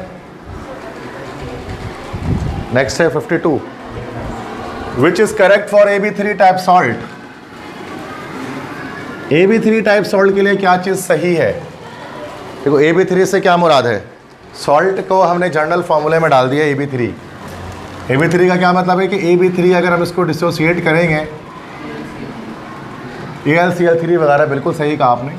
तो A प्लस में टूट रहा है और B, A तो +3 में टूट रहा है और B -1 में टूट रहा है, ऐसे ही है ना। AB3 का मतलब यही होगा। चार्ज लगा देंगे यहाँ पर तो यहाँ पर 3 आ जाएगा, यहाँ पर तो 1 ही रहेगा। अब इसका वो क्या निकलेगा सॉलिबिलिटी के लिहाज से अगर हम निकालेंगे KSP, ये S हो गया और ये 3S हो गया ना बेटा। तो KSP बराबर हो गया कंसंट्रेशन ऑफ A +3 और B -1 के ऊपर क्या आ जाएगा, क्यूब आ जाएगा। ये S हो जाएगा और ये 3S का क्यूब हो जाएगा। तो ये 27S की पावर 4 हो जाएगी। क्या आंसर आ जाएगा इसका? बी ऑप्शन आ जाएगा KSP। समझ में आ रहा है कैसे निकला? इससे पहले भी एक सवाल ऐसा किया था एस की टर्मिनोलॉजी में, बस हमें एक एक्सप्रेशन बनाकर दिखानी है एस की सूरत में, एस के टर्म्स में। वरना कोई वैल्यू पुट होती तो एस की पुट कर देते वैल्यू, तो आंसर भी निकल जाता KSP का। बट हमें निकालना नहीं था आंसर, एस की टर्म्स में हमें चीज़ें बतानी थी। सही है। तो वो NED वाले जो स्टूडेंट्स यहाँ पर बैठे हुए तो वो तो मतलब एक्स्ट्रा ही कर रहे हैं, इतना नहीं थोड़ी ना करने की, वो भी जानते हैं कि इतने बहुत ज़्यादा हो रहा है। NED के लिए इतना चाहिए ही नहीं, क्योंकि वो तो उनका वही पास पेपर ही है, घूम फिर के 10-12 सवाल इक्विलिब्रियम के वही आने जो आए हुए। लेकिन फिर भी अगर बाय द चांस कि अगर MCQs बैंक के अंदर वेरिएशन आती है तो फिर एक अलग बात है, फिर काम आएगा, हर पड़ाव आपका काम आएगा। बट दैट डिपेंड्स क्या MCQs बैंक चेंज हो रहा है कि नहीं, ठीक है। और MD कैट वालों को तो करना ही है, वो एंड तक करना है उनको, तो वो तो 10 साल और भी पढ़ लें तो उनके लिए काम है। कंपटीशन टफ है, दैट्स वाई। क्या करें, इंजीनियरिंग के स्टूडेंट्स में इतना टफ कंपटीशन नहीं है। नेक्स्ट आते हैं, a solution is said to be unsaturated if. कल बताया था अनसैचुरेटेड सॉल्यूशन कब होगा?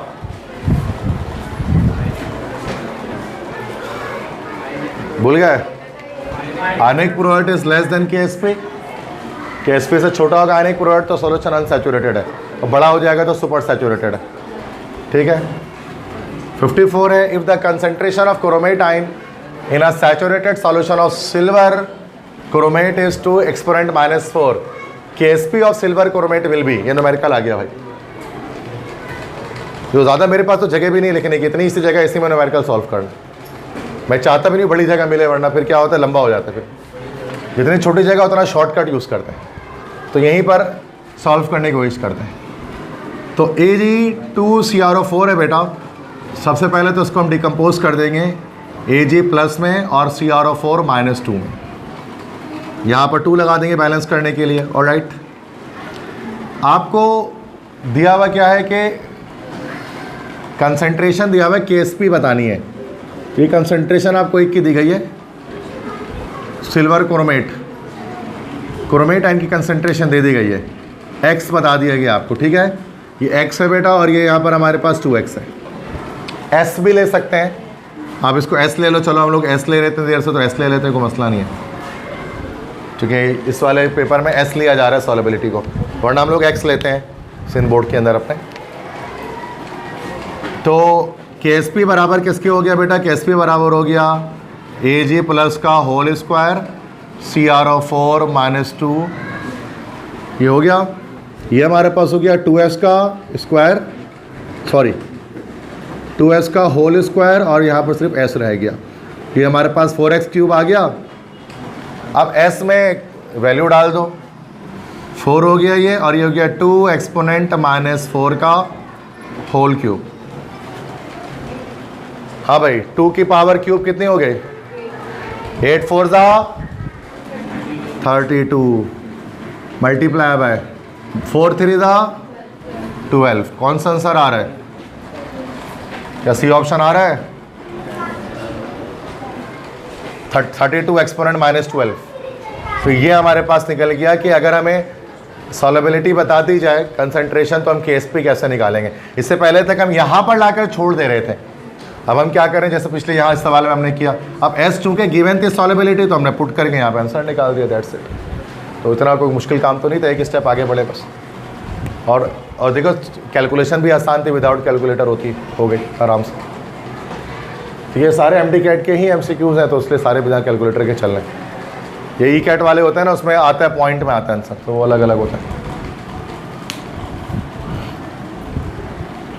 समझ गए?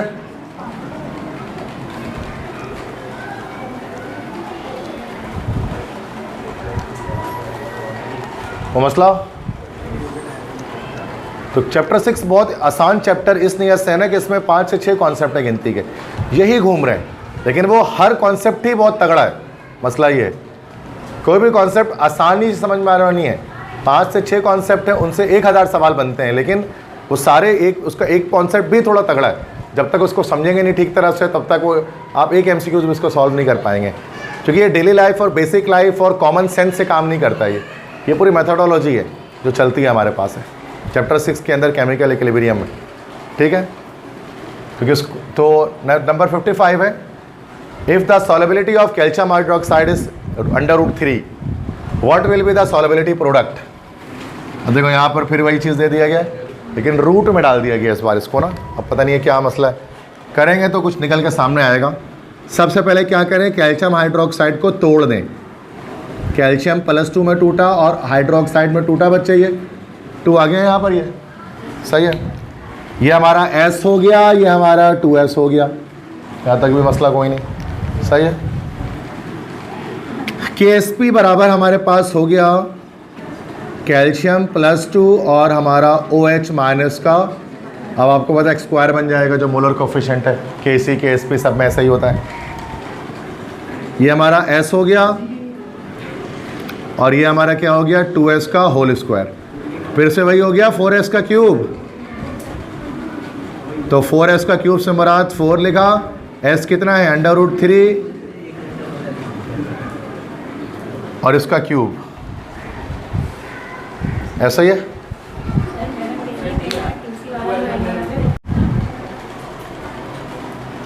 हाँ जी,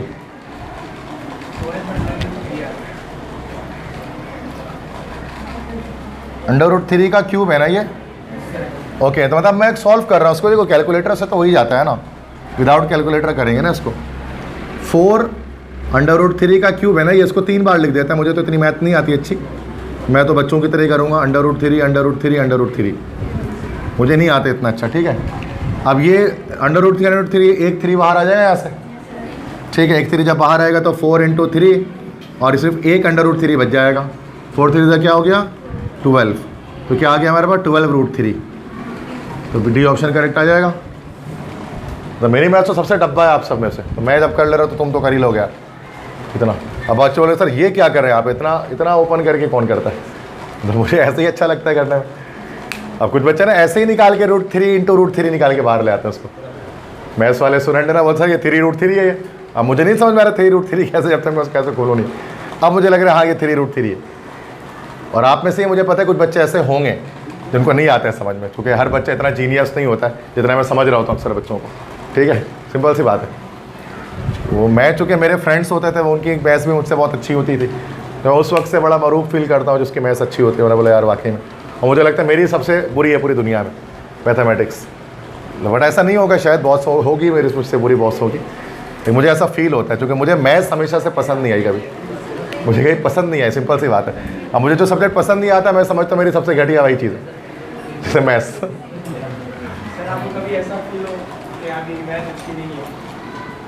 मतलब पढ़ाते हुए कभी ऐसा फील नहीं हुआ कि कोई आंसर ना आ रहा हो, कोई ऐसा चीज़ नहीं हो रही हो, मतलब इसलिए फील होता था ना, चूँकि बचपन से क्या थी मेरे अंदर खुद से लिखने की आदत थी ना, मतलब मेरे अंदर क्रिएटिव राइटिंग बचपन से अल्लाह ने डाली हुई थी।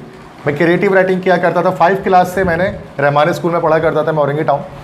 तो अब इसमें था कि बचपन से ये थी ना कि 5 क्लास के बाद से मैंने ना याद करना छोड़ दिया था चीज़ों को, कुछ भी ऐसे वैसे इंग्लिश उर्दू कुछ याद नहीं करता था, बस रीड किया वो खुद से लिखा। ये 5 6 से मेरी आदत है, 6 7 8 हर क्लास में, और अल्हम्दुलिल्लाह हर क्लास में पोजीशन भी लेता था रहमानी के अंदर अपने स्कूल में। और फिर मतलब प्रिंसिपल ने स्पेशली मेरे लिए वहाँ पर रिक्वेस्ट किया हुआ था कि अगर ये बच्चा खुद से लिखता है कुछ भी ना तो उसको कट नहीं करना है, अगर सही लिख रहा है तो नंबर देना है। बाकी तमाम बच्चों को स्कूल में कटा करता था कि आपने कॉपी का क्यों नहीं लिखा, मेरा सिर्फ नहीं कटता था। क्योंकि मेरी आदत थी कि मेरे अंदर रट्टे मारने की आदत हमेशा से नहीं रही, पढ़ाते हुए भी आपको लगता है सर के अंदर याद करने की आदत नहीं है, समझ के ही कुछ ना कुछ कर रहे होते हैं। तो और मैं बच्चों को ही मना करता याद बात नहीं करे, इतना कोई फ़ायदा तो है नहीं। तो कहने का मकसद है कि अच्छा मैथ्स में मसला ये रहता है ना कि मैथ्स में ये टेंशन है, मैथ्स में ना खुद से नहीं लिख सकते। अच्छा ये नहीं कि मैं बहुत जीनियस मैं मेहनती भी नहीं था इतना ज़्यादा, मतलब मैं क्रिएटिव राइटिंग तो मेरे अंदर थी, बट जम के बैठने की आदत जो है ना मेरे अंदर इतनी नहीं थी। और मैथ्स के लिए पता है क्या है, भले रट्टा नहीं है लेकिन जम के बैठना है उसमें, याद तो नहीं करना है कुछ भी, बट बैठना तो है ना प्रैक्टिस करने के लिए। लेकिन बाकी उर्दू इंग्लिश में पता है क्या, मुझे कहानी पढ़ लिया ना 2 मिनट में, मुझे मसला नहीं है, हो गया, मेरी तैयारी हो गई, जाके खुद से लिख दिया, भले 3 पेज 4 पेज, मसला नहीं है। अब ये चीज़ मैथ्स में नहीं होती थी मुझसे। अब मैथ्स में एक बार सरसरी देख लिया, आप तो ऐसा तो नहीं हो सकता तो प्रैक्टिस ना करें आप मल्टीपल टाइम 2 3 4 घंटा 5 घंटे बैठ के। इसकी वजह से क्या होता था, जब मैं टेस्ट देता था मैथ्स का सबसे कम नंबर मेरे मैथ्स में ही आते थे हमेशा से, स्कूल में, कॉलेज में, यूनिवर्सिटी में, हर लेवल पे बस पास करता था, फेल कभी नहीं किया, बस पास ही किया हर बार। मतलब फर्स्ट ईयर में भी मेरे के 100 में से 77 नंबर थे, बहुत ज़्यादा अच्छे नहीं थे, मतलब बाकी जैसे सब बच्चों के थे 90s में थे, मेरे 77 थे।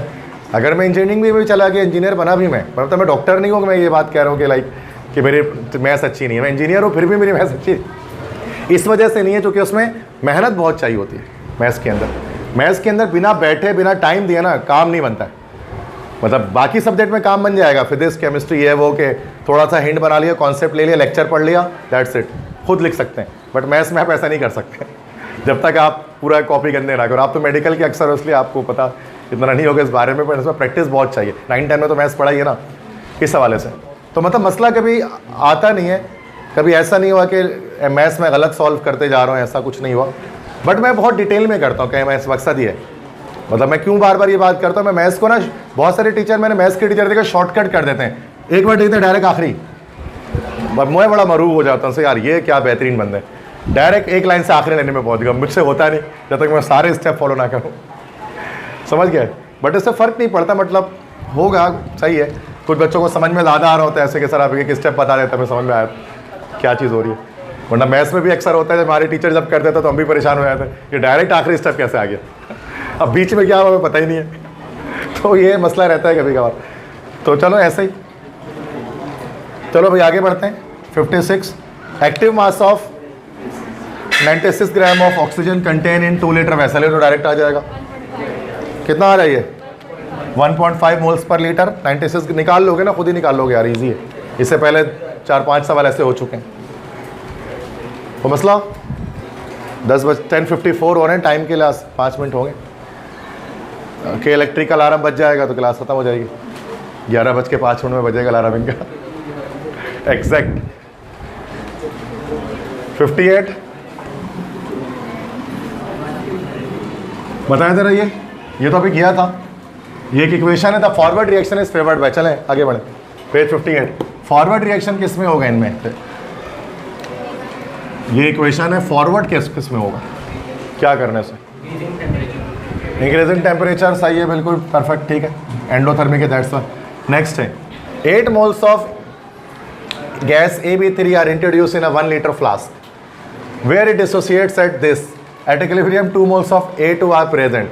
Kc for the reaction is again there is a numerical ना, जो भी पीछे गया ना वो Kc वाला न्यूमेरिकल, ये दोबारा से उठ के आया है इस वाले में। करते हैं इसको हम थोड़ी देर में, अभी पहले बाकी क्वेश्चन की तरफ आते हैं, ये देखते हैं फिर ऊपर जाते हैं वापस, क्योंकि आखिरी टाइम नहीं रहेगा ना फिर। 60 है, the effect of increasing pressure on equilibrium, this indicates that pressure increase करेंगे तो क्या होगा इस रिएक्शन में,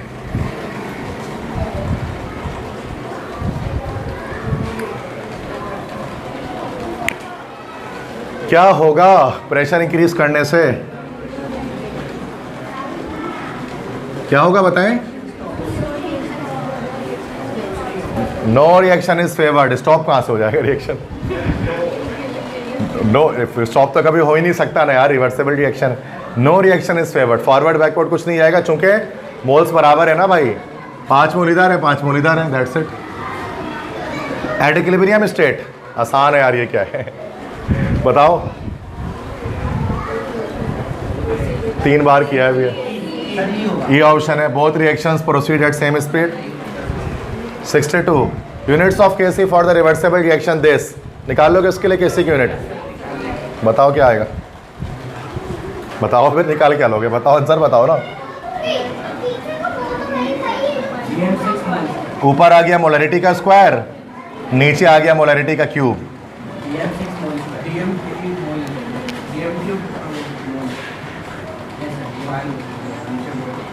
क्यों भाई, मोलरिटी इनवर्स आ रहा है ना, मोलरिटी इनवर्स। हाँ ओके, डीएम क्यूब पर मोल, ये बोलो ना, डीएम क्यूब पर मोल, डी ऑप्शन ना, ऐसे ही आएगा ना। ये शॉर्ट में बता दे रहा हूँ मैं, आप करोगे सॉल्व तो आपको खुद ही पता लग जाएगा। आता है निकालना यूनिट इसकी कैसे। अब आप वापस आते हैं अपने न्यूमेरिकल पे, देखो सॉल्व करना पड़ेगा, दोबारा से सॉल्व करेंगे। 2ab3 ये बन रहा है a2 प्लस 3b2, ठीक है बेटा। अब यहाँ पर 1 लीटर फ्लास्क है तो जो मोल है वही मोलैरिटी है, दैट्स इट। 8 मोल है गैस AB का, मतलब 8 कैपिटल M डायरेक्ट डालो, ये तो 0 0 हो गया, -2x प्लस x प्लस का 3x, सेट है ओके।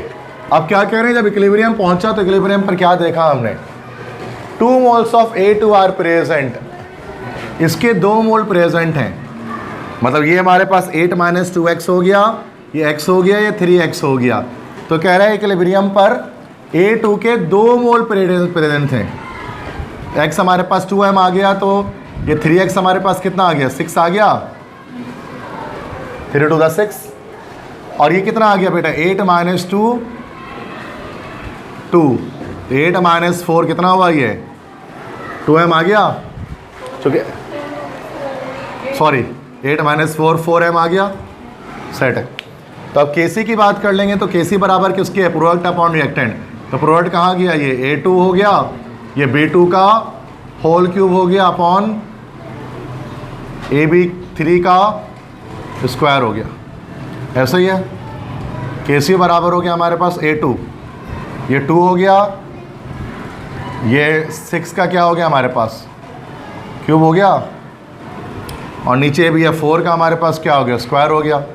केसी बराबर 2 × 6 × 6 × 6 6 6 36 36 6 पता नहीं क्या यार, जो भी, ठीक है वही बात है, अब शॉर्टकट मारो तो 4 4 4 16, ठीक है सही है। 2 1 2, 2 8 16, 2 3 6, 2 4 8, 2 2 4, 2 2 4, सॉरी 2 3 6, 2 2 4, अब सही है। 2 3 6, 2 1 2, तो 3 3 9, 9 3 27, तो क्या आंसर हो गया 27, डी ऑप्शन। समझ में आया, क्लियर है। अब वो 36 3 था, मुझे नहीं आ रहा था तो मैंने ऐसे कर लिया, ठीक है, बात तो वही है, आंसर तो आया ना, दैट्स इट। तो यहाँ पर हमने फिर वही हाई टेबल पहले बनाई, हाई टेबल बनाने के बाद फिर हमने उसको इक्विलिब्रियम कांस्टेंट एक्सप्रेशन में पुट कर दिया उठा के, कैसे आ गया। तो थोड़ा लंबी कहानी होती है, पूरा न्यूमेरिकल है 4 नंबर का, ये हमारे फर्स्ट ईयर के लिहाज से, जिसको 1 नंबर के MCQs बना दिए इन्होंने, यहाँ बहुत नाइंसाफ़ी है। ओके, नेक्स्ट क्वेश्चन हमारे पास है, the equilibrium will be shifted in backward direction in PCl3 + Cl2, it forms PCl3 if dash. कह रहे हैं कि इक्विलिब्रियम बैकवर्ड डायरेक्शन में कब शिफ्ट करेगा, जब इनमें से क्या हम करेंगे, PCl3 + Cl2 PCl5, ठीक है ना। तो PCl3 इज एडेड, सबसे पहला कंसंट्रेशन चेंज यहाँ पर दिखा जा रहा है ना। देखो जब PCl3 ऐड करेंगे, जब रिएक्टेंट में ऐड किया जाता है तो रिएक्शन फॉरवर्ड जाता है, मूव करता है। तो रिएक्टेंट में जब एडिशन होगी तो रिएक्शन फॉरवर्ड मूव करेगा, हमें बैकवर्ड मूव करवाना है तो हमारा ए नहीं होगा, क्योंकि PCl3 रिएक्टेंट है फॉस्फोरस ट्राइक्लोराइड, इसको ऐड करेंगे तो रिएक्शन इसकी वजह से फॉरवर्ड जाएगा, हमें तो बैकवर्ड मूव करवाना है। B catalyst is added, catalyst का रिएक्शन के डायरेक्शन पे कोई इम्पैक्ट नहीं होता, तो बी भी गलत हो गया, क्योंकि कैटलिस्ट का तो कोई इफेक्ट होता ही नहीं है, नो इफेक्ट। सी है वॉल्यूम इज डिक्रीज्ड, डी है प्रेशर इज डिक्रीज्ड, अब प्रेशर का, हाँ, हमें प्रेशर इज डिक्रीज का क्या मतलब, प्रेशर को जब कम किया जाएगा, ठीक है। अब यहाँ पर हमारे पास देखो ये रिएक्टेंट है, ये प्रोडक्ट है, ये 1 मोल है, ये हमारे पास 2 मोल है। तो हमने पढ़ा था कि अगर रिएक्टेंट के नंबर ऑफ मोल्स कम हो और प्रोडक्ट के ज़्यादा हो तो हाई प्रेशर पे फॉरवर्ड जाता है, लो प्रेशर पे बैकवर्ड आता है। अगर आपने वो केस अभी थोड़ी देर पहले मैंने जो बताया है, तो यहाँ पर क्या होगा कि इसमें अगर प्रेशर को कम करेंगे तो रिएक्शन क्या जाएगा, बैकवर्ड जाएगा, ठीक है। तो डी ऑप्शन यहाँ पर हमारे पास होगा, प्रेशर इज़ डिक्रीज्ड, कि जब भी प्रेशर को कम किया जाता है तो इस कंडीशन के अंदर तो रिएक्शन बैकवर्ड जाएगा। क्यों? चूँकि रिएक्टेंट के नंबर ऑफ मोल ज़्यादा है, दैट्स वाई। मतलब केस को देखते हुए फैसला करना पड़ता है। अगर इसका उल्टा होता, PCl5 बन रहा होता है PCl3 और Cl2, तो यहाँ रिवर्स हो जाता। तो रिएक्शन को देखते हुए फैसला करना पड़ता है। ये भी ली चार्टलर्स प्रिंसिपल है। नेक्स्ट क्वेश्चन है, equilibrium of reaction is not affected by, अभी बताया क्या होगा इसका, इक्विलिब्रियम किससे अफेक्ट नहीं करता, मतलब इक्विलिब्रियम को जो चेंज नहीं कर सकता, कैटलिस्ट। कैटलिस्ट डायरेक्शन में के अंदर अल्टरेशन नहीं करता, रिएक्शन को स्पीड कर सकता है, स्लो डाउन कर सकता है, लेकिन डायरेक्शन को अल्टर नहीं कर सकता जो कैटलिस्ट होता है, ठीक है। रिएक्शन को स्पीड अप कर देगा या स्लो डाउन कर देगा, बस। इक्विलिब्रियम की डायरेक्शन को नहीं, मिसाल के तौर पर लेट्स से अगर हम देखते हैं कि रिएक्टेंट है और अगर ये प्रोडक्ट में कन्वर्ट हो रहा है, सही है ना, और इक्विलिब्रियम रीच हो गया है, मान लेते हैं 50 ग्राम ये है और 50 ग्राम ये है, अब इक्विलिब्रियम पे रिएक्शन पहुंच गया है। अब अगर हम कैटलिस्ट डाल देंगे, अच्छा इसमें फॉरवर्ड बैकवर्ड दोनों रिएक्शन चल रहा है इस वक्त है किसी भी स्पीड से। अब अगर हम इसके अंदर कैटलिस्ट डाल देंगे, वो कैटलिस्ट क्या करेगा, फॉरवर्ड और बैकवर्ड दोनों डायरेक्शन रिएक्शन की स्पीड को बढ़ा देगा सेम रेट पर। अब जब दोनों को बढ़ा देगा तो फिर कोई इफेक्ट देखने में आएगा ही नहीं आपके पास, तो ये रिएक्शन अपनी जगह पे रुका रहेगा। इस तरह नेगेटिव कैटलिस्ट डाल देंगे तो वो दोनों को स्लो डाउन कर देगा एक ही रेट पर। इसलिए हम कहते हैं कि कैटलिस्ट डायरेक्शन पे कोई इफेक्ट नहीं करेगा, रेट पर करेगा इफेक्ट। लेकिन रेट के इफेक्ट करने से कोई फ़र्क तो पड़ना ही नहीं है ना, क्योंकि वो तो दोनों के रेट को बढ़ा दे रहा है। तो हम तो वापस इन द एंड हमें क्या होगा, रिएक्शन स्टॉप मिलेगा। बात समझ आ रही है? तो ये कैटलिस्ट इक्विलिब्रियम को अफेक्ट नहीं करता, मतलब डायरेक्शन को अफेक्ट नहीं करता। नेक्स्ट है, for which of the following reaction Kp is equal to Kc। तभी बताया था Kp Kc बराबर कब होगा, जब मोल्स बराबर होंगे। तो आप देख लें मोल्स बराबर किस, ये रिपीट हो गया है, ये रिपीट हो गया। अभी एक सवाल किया था ऐसा, ई में नहीं, तो ई तो हो ही नहीं सकता बेटा। 2 मोल यहाँ पर हो गए और यहाँ पर हमारा ओके सही। ये हमारे पास रॉन्ग इक्वेशन, बैलेंस ही नहीं है।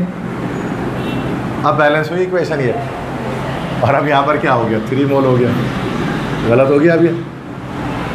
तो वो गलत लिखा हुआ था, ऑप्शन गलत है। 68 incorrect statement of the following is, इसमें से कौन सी बात गलत है, इनकरेक्ट है। तो 1 बाय 1 आपको रीड करना पड़ेगा ताकि इनकरेक्ट स्टेटमेंट तक पहुंच सके।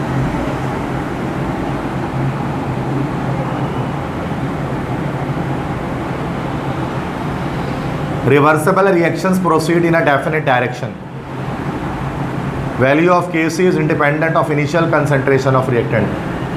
तो ये तो होता है भाई, भी तो सही है, वैल्यू ऑफ Kc इंडिपेंडेंट होता है, कंसंट्रेशन इंडिपेंडेंट है, डिपेंड्स अपॉन टेम्परेचर, ये तो पता है। बी नहीं हो सकता। C composition of equilibrium mixture does not change with time, ये भी सही है। इक्विलिब्रियम एक बार पहुंच गया, उसके बाद कंपोजिशन में चेंजिंग नहीं आ रही होती है, बस वो स्टक हो जाती है रिएक्शन वहीं पर जाकर। बी भी सही है, सी भी सही है। डी क्या है, rate of reaction of a substance is proportional to its active mass. यही तो लॉ ऑफ मास एक्शन की स्टेटमेंट है कि जो rate of reaction, speed of reaction है, वो रिएक्टेंट्स के कंसंट्रेशन के या प्रोडक्ट के कंसंट्रेशन के डायरेक्टली प्रोपोर्शनल होती है। This is law of mass action, simple statement है। तो इसका मतलब हमारे पास ए ऑप्शन इनकरेक्ट स्टेटमेंट है। Reversible reactions proceed in a definite direction, definite से मुराद एक मखसूस। तो रिवर्सिबल रिएक्शन एक डायरेक्शन की तरफ मूव करती हैं, तो ऐसा तो नहीं है। रिवर्सिबल रिएक्शन फॉरवर्ड बैकवर्ड दोनों डायरेक्शन में मूव करते हैं। तो इनकरेक्ट स्टेटमेंट ए हो गई इसका मतलब। बाकी बी सी डी में जो लिखा हुआ है वो 100% सही बात लिखी हुई है, ऐसा ही होता है। तो इनकरेक्ट जब कहा जाएगा तो आप इनकरेक्ट स्टेटमेंट को टिक करेंगे। सही है। तो फर्स्ट वाला ऑप्शन इसलिए गलत हुआ कि वो दोनों डायरेक्शन में मूव करता है, दैट्स व्हाई। समझ में आ गई बात सबको? Next equilibrium expression for the reaction this will be what. ये रिएक्शन लिखा हुआ है, इसकी इक्विलिब्रियम एक्सप्रेशन क्या आएगी?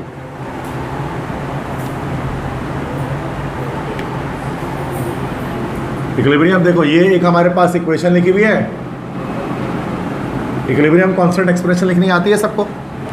केसी बराबर होगा प्रोडक्ट अपॉन रिएक्टेंट, ऐसे ही होता है, पता है। प्रोडक्ट यहाँ पर हमारे पास NO हो गया, NO की पावर 4, इसके बाद H2O की पावर 6 हो गई, देन उसके बाद NH3 की पावर हमारे पास 4 हो गई, और ऑक्सीजन की पावर हमारे पास जो है वो 5 हो गई। तो क्या ऑप्शन करेक्ट है? सी ऑप्शन करेक्ट है। 4, 6, 4 और 5 सही है, सी ऑप्शन करेक्ट। क्वेश्चन 70 है, in the reaction this if the concentration of A and B is doubled then the equilibrium constant is dash. याद रखना है बेटा कि इक्विलिब्रियम कांस्टेंट Kc के बारे में मैंने आपको क्या बताया कि Kc की जो वैल्यू है वो इंडिपेंडेंट ऑफ व्हाट? कंसंट्रेशन है। इंडिपेंडेंट ऑफ कंसंट्रेशन और डिपेंड्स अपॉन टेम्परेचर। तो जब कंसंट्रेशन पे डिपेंड नहीं करती तो आप कितना भी ज़्यादा या कम कर दो कंसंट्रेशन को, Kc की वैल्यू कांस्टेंट रहेगी।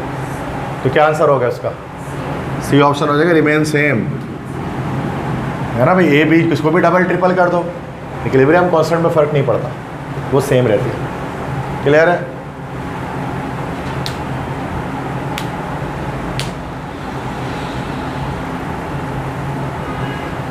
कोई मसला? तो 70 MCQs। ये आगे मैं इसलिए बढ़ा कि आगे भी दिखा रहा हूँ कि सेम MCQs एक ही जैसे हैं, टॉपिक चेंज नहीं हो रहे हैं। 150 MCQs चलेंगे, सब एक ही जैसे चलेंगे। तो 150। आगे बढ़े। Next step for a reaction this, initial concentration of A is equal to 2, B is equal to 1, the concentration of B at equilibrium is 0.5, what is the value of Kc for the reaction।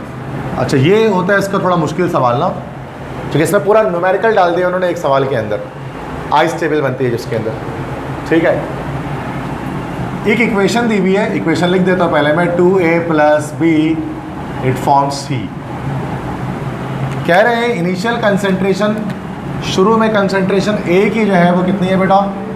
2 moles per litre है, 2 capital M, और B की जो है वो 1 capital M है, और C तो 0 हो जाएगा क्योंकि इनिशियली प्रोडक्ट नहीं होता, सिर्फ रिएक्टेंट होता है।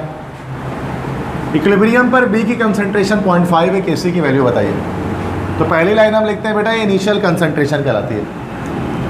तो अगर फर्स्ट ईयर में मेरे लेक्चर्स देखे हैं तो आपने इसको इसी तरह से किया होता है, इनिशियल कंसंट्रेशन। इसके बाद सेकंड लाइन में हम क्या लिखते हैं? चेंज इन कंसंट्रेशन, कितना कंसंट्रेशन चेंज आ रहा है। तो वो किस तरह से करते हैं? रिएक्टेंट कम हो रहा होता है, प्रोडक्ट बढ़ रहा होता है। अब ये 2 लिखा हुआ है, 2A है तो माइनस का 2x, ये सिर्फ माइनस का x और ये प्लस का x, इस तरह से होता है ये। इसके बाद फाइनली क्या होता है? थर्ड लाइन में हम लोग लिखते हैं इक्विलिब्रियम कंसंट्रेशन, ये दोनों को मिलाकर लिख देंगे। ये हो जाएगा 2 - 2x, ये हो जाएगा 1 - x, ये हो जाएगा सिर्फ x। तो ये इसको बनाने, डेटा इसका इस तरह से तैयार हो रहा होता है। फर्स्ट इनिशियल कंसंट्रेशन सवाल से पता लगा, चेंज इन कंसंट्रेशन इक्वेशन से देखकर लिख लिया हमने। तो ये 2A था तो माइनस का 2x, ये सिर्फ 1B था तो माइनस का x, ये सिर्फ 1C था तो प्लस का x। रिएक्टेंट हमेशा कम हो रहा होता है, प्रोडक्ट बढ़ रहा होता है जब इक्विलिब्रियम तक पहुंच रहे होते हैं तो। ठीक है, इसमें डिक्रीमेंट आ रही है, इसमें इंक्रीमेंट आ रही है। इक्विलिब्रियम कंसंट्रेशन कैसे लिखेंगे? दोनों को प्लस मतलब मिलाकर लिख देंगे इनिशियल और चेंज को। 2 - 2x, 1 - x, 0 + x, इस तरह से आगे। इक्विलिब्रियम पर B की कंसंट्रेशन है 0.5 मोल पर dm³। मतलब B जो है ना, B के बारे में कहा जा रहा है ये इक्विलिब्रियम पर कितना है? 0.5 है। ये 0.5 मोल्स पर डेसीमीटर क्यूब है बी की कंसंट्रेशन। तो बी का दिया हुआ है। अब यहाँ से हम x निकालेंगे तो सी भी पता लग जाएगा। अगर यहाँ से हम x निकालेंगे 1 माइनस एक्स बराबर कितना हो रहा है 0.5 हो रहा है। तो माइनस एक्स बराबर हो गया 0.5 माइनस 1, तो माइनस एक्स बराबर हो गया माइनस का 0.5, माइनस से माइनस कैंसिल हो गया, तो x हमारे पास कितना आ गया 0.5, ये भी हमारे पास आ गया। तो हमारे पास C की कंसंट्रेशन आ गई। यहाँ पर भी हम 0.5 पुट कर देते हैं, ये हो गया 2 माइनस 2 इंटू 0.5, तो ये हो गया 2 माइनस 2 इंटू 0.5 कितना हो जाएगा 1, तो ये 2 माइनस 1 कितना हो गया हमारे पास 1। तो ये हमारे पास A की कंसंट्रेशन आ गई। अच्छा, ये 0.5 हमारे पास इसकी आ गई और ये हमारे पास 0.5 आ गई। तो ये हमने क्या किया, आइस टेबल बनाया, इसको हम आइस टेबल कहते हैं, इनिशियल चेंज इक्विलिब्रियम। केसी निकालनी है, केसी बराबर होगा प्रोडक्ट अपॉन रिएक्टेंट। प्रोडक्ट है C, रिएक्टेंट है A का स्क्वायर और उसके साथ B आ गया। C हमारे पास आ गया 0.5 डिवाइड बाय A का स्क्वायर, मतलब ये 1 है, तो 1 का स्क्वायर मल्टीप्लाई बाय B कितना आ रहा है 0.5, तो 0.5 सब कट आके हमारे पास यहाँ पर 1 आ गया। तो आंसर क्या हो गया हमारे पास बी ऑप्शन 1.0। तो कहने का मकसद है कि लाइक सबसे मेन ये करना बड़ी बात नहीं है, बड़ी बात यहाँ पर ये करना है कि जब आपसे कहा जाए कि इनिशियली हमने इतना रिएक्टेंट मिक्स किया है और थोड़ी देर के बाद जब प्रोडक्ट बना है तो उस प्रोडक्ट में इक्विलिब्रियम पर इतनी कोई चीज़ मौजूद है। अब इनिशियल में तुमको कुछ दे रहा है और कुछ तुमको इक्विलिब्रियम पर जाकर दे रहा है, तो आपको वर्कआउट करके आपको निकालना पड़ेगा हर का।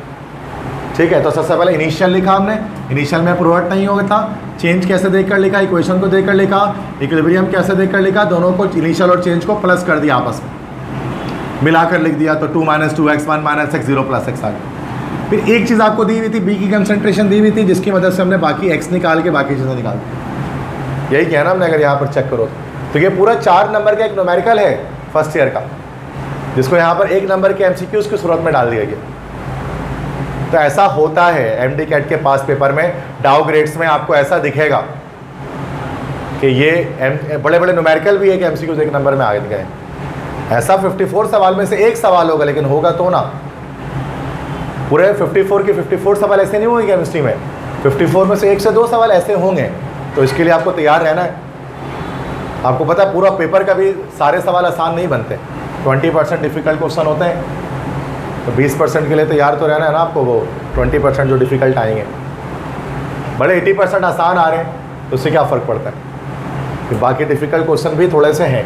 ये जैसे मेरे लिहाज से मुश्किल सवाल था, आपको लगे ना लगे, मुझे लगता है कि ये मुश्किल है, इसको सॉल्व करना, क्योंकि इसको पूरा सॉल्व करना पड़ रहा है। ये 1 सेकंड में आंसर नहीं आएगा इसका, है ना।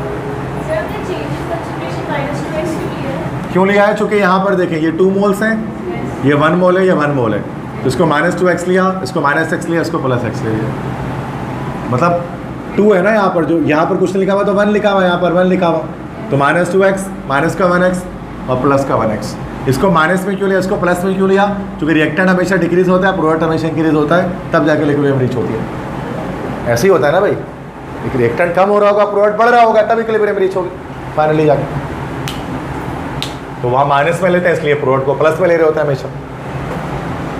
इसको बहुत डिटेल में जानना है तो फर्स्ट ईयर के लेक्चर मेरे आप देखें, चैप्टर 6 के न्यूमेरिकल के खास तौर पे जो मैंने सॉल्व करवाए, तो वहाँ मैंने डिटेल में सॉल्व कराया पूरा।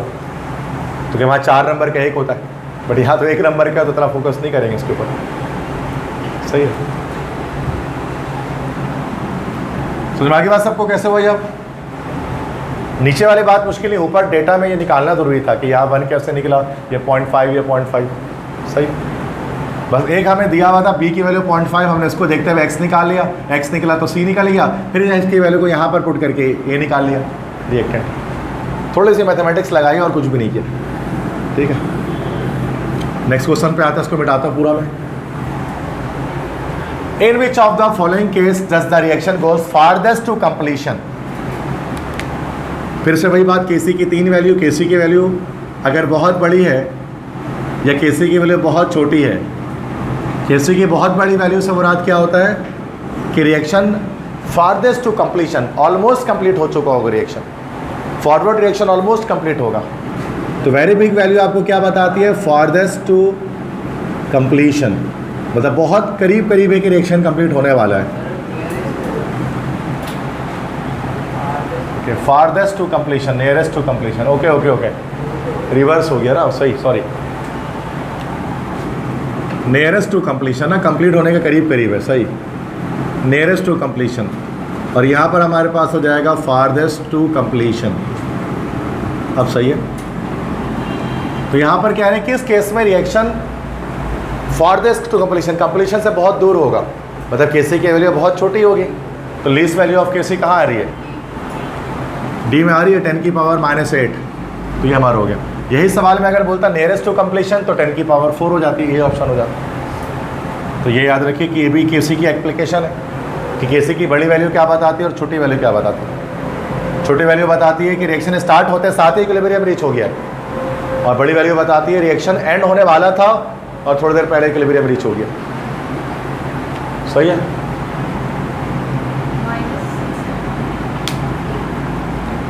-77 है, optimum temperature for the maximum yield of ammonia in Haber process is dash. ये तो रट्टे वाला सवाल है। हेबर प्रोसेस में जब अमोनिया गैस की मैन्युफैक्चरिंग होती है, हेबर बोश प्रोसेस पढ़ा है ना आपने, N2 + 3H2 and it is forming 2NH3। इस हेबर्स प्रोसेस के अंदर मैक्सिमम यील्ड ऑफ अमोनिया कब बनेगा, किस टेम्परेचर पे? पता है टेम्परेचर क्या होता है इन चारों में से? 400 to 500 डिग्री सेंटीग्रेड। ये आपको याद करना पड़ेगा कि टेम्परेचर 79 है। In the equilibrium system this positive decomposition of C is favoured by. C की डिकम्पोजिशन कब फेवर होगी? सी की डिकम्पोजिशन से मुराद ये रिएक्शन बैकवर्ड जब आएगा। बात समझ में आ रही है? कह रहे हैं कि इक्वेशन दिया हुआ है, इक्वेशन क्या दिया हुआ है, A + B बन गया C, डेल्टा H पॉजिटिव, मतलब रिएक्शन हमारा हो गया endothermic. Decomposition of C is favoured by. Reaction backward कब मूव करेगा इसके अंदर? अब इन चारों में से क्या, पांचों में से क्या काम करेंगे कि रिएक्शन बैकवर्ड आना स्टार्ट हो जाएगा? एक एक करके चेक करना पड़ेगा। इंक्रीजिंग प्रेशर, नहीं, प्रेशर जो रिएक्टेंट के मोल हमारे पास 2 है, प्रोडक्ट का मोल 1 है, तो प्रेशर बढ़ाने पर फॉरवर्ड जाएगा, हमें बैकवर्ड कराना है, क्योंकि हमें सी को डिकम्पोज करवाना है, बैकवर्ड लेकर जाना है। इंक्रीजिंग वॉल्यूम, इसको देखते हैं बाद में। Decreasing temperature, yes.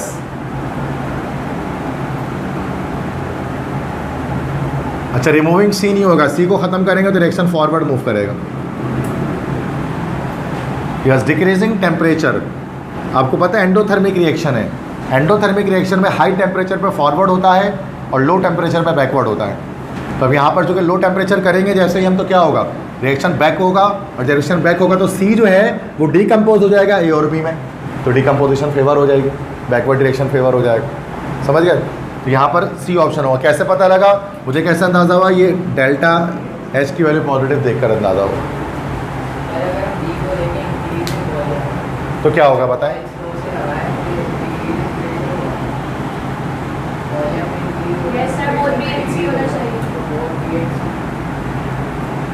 Increasing volume. Okay, आप ऐसा बॉल्स तो लगा रहे, तो volume is inversely proportional to pressure. तो कह रहे हैं कि अगर वॉल्यूम इंक्रीज करेंगे तो प्रेशर रिड्यूस होगा, और प्रेशर रिड्यूस करने में बैक आएगा। हाँ सही है, बी भी हो सकता है, सही कह रहे हैं ये, हम बात में ठीक है।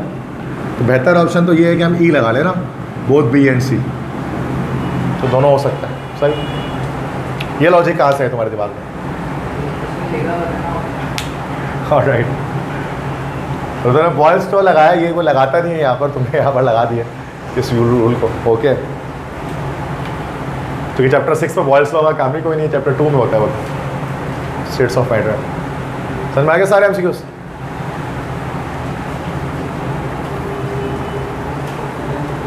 नेक्स्ट क्वेश्चन है, विच of the following factors would cause the concentration of PCl5 to decrease in the reaction vessel? इनमें से कौन सा फैक्टर, फिर से ले चार्ट क्लियर प्रिंसिपल, इसमें से कौन सा फैक्टर है जो PCl5 के which cause the concentration of PCl5 to decrease, जिससे PCl5 की कंसंट्रेशन डिक्रीज होने जाएगी, इन द रिएक्शन वेसल में, मतलब रिएक्शन जो है वो फॉरवर्ड मूव करेगा, ऐसे ही ना बेटा। जब रिएक्शन फॉरवर्ड मूव करेगा तो क्या होगा, PCl5 की कंसंट्रेशन डिक्रीज होगी, प्रोडक्ट की कंसंट्रेशन बढ़ेगी। तो अब बताओ फॉरवर्ड कैसे मूव करेगा रिएक्शन इनमें से? A, adding Cl2 to reaction mixture, नहीं, प्रोडक्ट में एडिशन करेंगे रिएक्शन बैक मारेगा, कट गया। ये नहीं हो सकता ना भाई, क्योंकि ये क्या कराएगा, ये हमारा करवा देगा बैकवर्ड।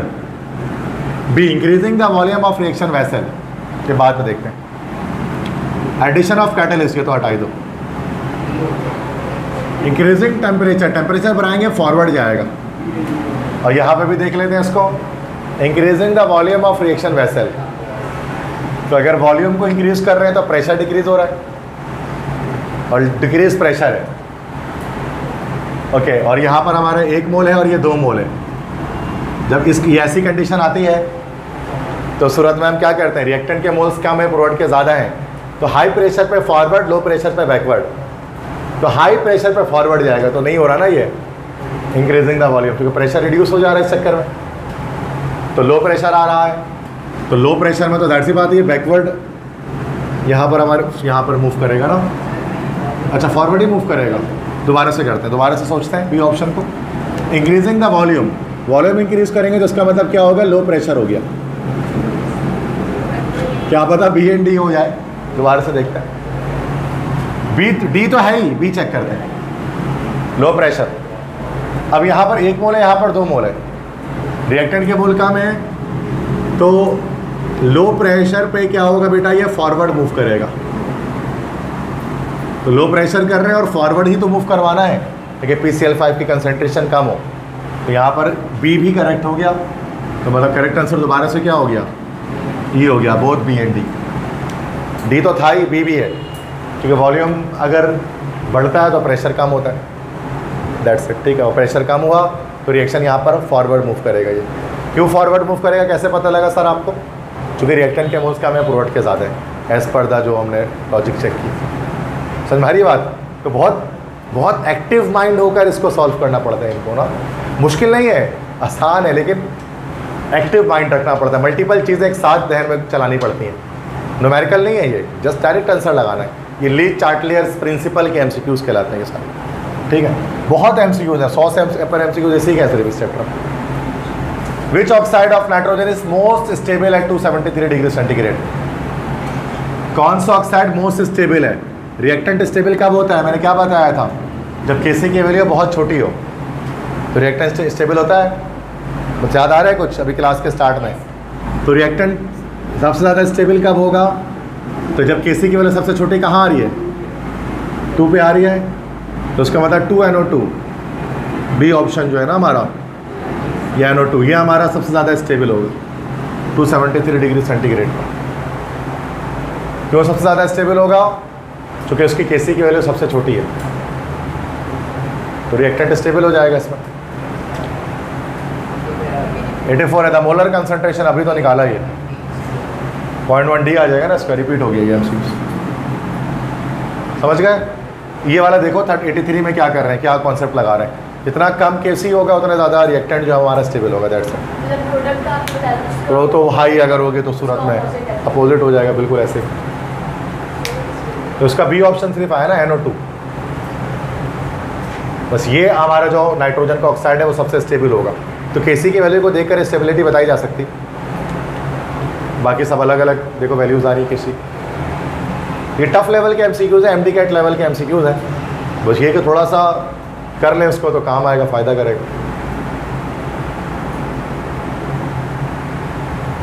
समझ गए? आंसर्स बस लिख लेंगे, बाकी लेक्चर तो रिकॉर्ड हो रहा है, आपको मिल जाएंगे लेक्चर सारे। नेक्स्ट है कि KSP of sulphides R S this and this. 4 अलग अलग सॉल्ट हैं, सल्फाइड्स हैं, सबकी अलग अलग KSP है। Correct order of decreasing solubility of sulphide is, decreasing solubility of sulphide मतलब कि सॉलेबिलिटी के लिहाज से बताइए, डिक्रीजिंग सॉलेबिलिटी, डिसेंडिंग ऑर्डर में चलिए, हाईएस्ट सॉलेबिलिटी से लोएस्ट सॉलेबिलिटी की तरफ चलिए। अभी मैंने आपको क्या बताया था, KSP जितनी ज़्यादा होती है सॉलेबिलिटी उतनी ज़्यादा होती है। तो हाईएस्ट KSP से लोएस्ट KSP की तरफ बढ़ी है। तो सबसे ज़्यादा KSP वैल्यू किसकी है? चारों में से देखिए सबसे ज़्यादा KSP किसकी है? -54 है शायद ना। जिंक सल्फाइड की है तो ZnS सबसे पहले डी ही ऑप्शन हो जाएगा। उसके जिंक सल्फाइड की ज़्यादा होगी कोबाल्ट सल्फाइड से, चेक कर लो। कोबाल्ट सल्फाइड की ज़्यादा होगी लेड सल्फाइड से, और लेड सल्फाइड की ज़्यादा होगी मर्क्यूरिक सल्फाइड से। इसी तरह से होगी ना सॉलेबिलिटी, क्योंकि जितना ज़्यादा KSP उतनी ज़्यादा सॉलेबिलिटी। That's it. देखने में कितना मुश्किल सवाल लगता है बेटा, कुछ भी नहीं इसके अंदर, ऑर्डर लगा देना डायरेक्ट। सही है। तो सबसे ज़्यादा जिंक सल्फाइड, अगर देखो जिंक सल्फाइड शुरू में ही था, हाईएस्ट इसी की, बाकी कहीं पे था ही नहीं, तो हमने डायरेक्ट डी को टिक कर दिया। अगर सब में जिंक सल्फाइड होता तो अगले वाले पे फैसला करते हैं कि कौन सा ऑप्शन करेक्ट आ रहा है। तो देखो मुश्किल नहीं, आसान है, एवरीबडी कैन डू। 94 है, if solubility of a salt M3X is S, its KSP is given by। अब देखो एक सॉल्ट है M3X, कोई भी जर्नल नाम है, इसको जब पानी में डालोगे तो M+ अलग हो जाएगा और X- अलग हो जाएगा। अब ये 3 वैलेंसी इसकी आ रही है तो ये इंटरचेंज हो गई वैलेंसी। चेक करो तो मैं क्या कर रहा हूँ, क्या करके नहीं, M के साथ 3 नहीं आएगा, M नीचे 3 है, वैलेंसी इंटरचेंज हो गया। अब आएगा ये ऐसे ना, ये कह रहे हो ना तुम, ये तो मैं कर ही रहा हूँ ना, सब्र करो ना, स्टेप बाय स्टेप, इतना जल्दी तुम कर रहे हो। सही, अब सही है। कोई भी सॉल्ट इस तरह से डिकम्पोज हो गया। अब बेटा इसकी सॉलेबिलिटी क्या आ गई? 3S कह सकते हैं। इसकी सॉलेबिलिटी सिर्फ S, चूँकि 1 मोल है 3 मोल से। KSP बेटा जो हम निकालते हैं, KSP बराबर हो जाएगा ये M+ का होल क्यूब और X-3। सही है, ऐसे ही होता है। KSP निकलेगा, आप वैल्यू पुट कर दो, 3S का होल क्यूब और ये S, तो 3 का क्यूब कितना निकल गया? 27 S क्यूब हमारा इसका आंसर आ जाएगा। सॉरी, S क्यूब और S4 हो जाएगा। S क्यूब यहाँ और S यहाँ, ये ऑप्शन करेक्ट आएगा।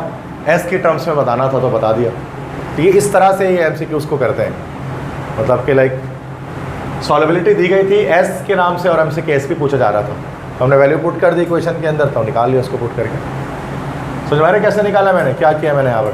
सबसे पहले इस M3X की इक्वेशन बनाई, इक्वेशन बनाने के बाद नीचे S की टर्म्स में 3S और S लग दिया, फिर KSP के एक्सप्रेशन लेकर वैल्यू पुट करके आंसर निकालें। तो इतना मुश्किल नहीं है, जस्ट प्रैक्टिस नीड करेगी इसको आप, कि ज़्यादा से ज़्यादा करेंगे तो आंसर ऑटोमेटिकली आपके पास एक ना एक आ रहा हो करेक्ट आंसर। सही है। 95 है, unit of KSP for M2X3 type salt is. नहीं, ऐसे कैसे बता देंगे? ये निकालनी पड़ेगी, ये डायरेक्ट निकालिए जहन में तुमने। देखो उसको मैं बता रहा हूँ, M2X3 है ना, ये M+ X-, वैलेंस इंटरचेंज हो गई, जो +3 है या -2 है, करना आता है ना, इंटरचेंज हो जाती है वैलेंस। बैलेंस करने के लिए बेटा यहाँ पर 2 लगा दिया, यहाँ पर 3 लगा दिया। सेट है यहाँ तक। नेक्स्ट इसके बाद KSP बराबर किसके हो जाएगा हमारे पास?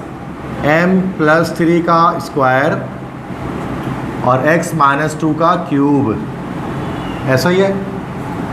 अब ये मोलैरिटी का स्क्वायर हो गया, यूनिट निकालेंगे इसको, तो ये मोलैरिटी का स्क्वायर मल्टीप्लाई बाय मोलैरिटी का क्यूब, तो ये क्या हो गया? मोलैरिटी की पावर 5 हो गई। जब इसको निकालेंगे तो मतलब मोल पर डेसीमीटर क्यूब की पावर 5, ऐसा ही है। तो क्या हो गया?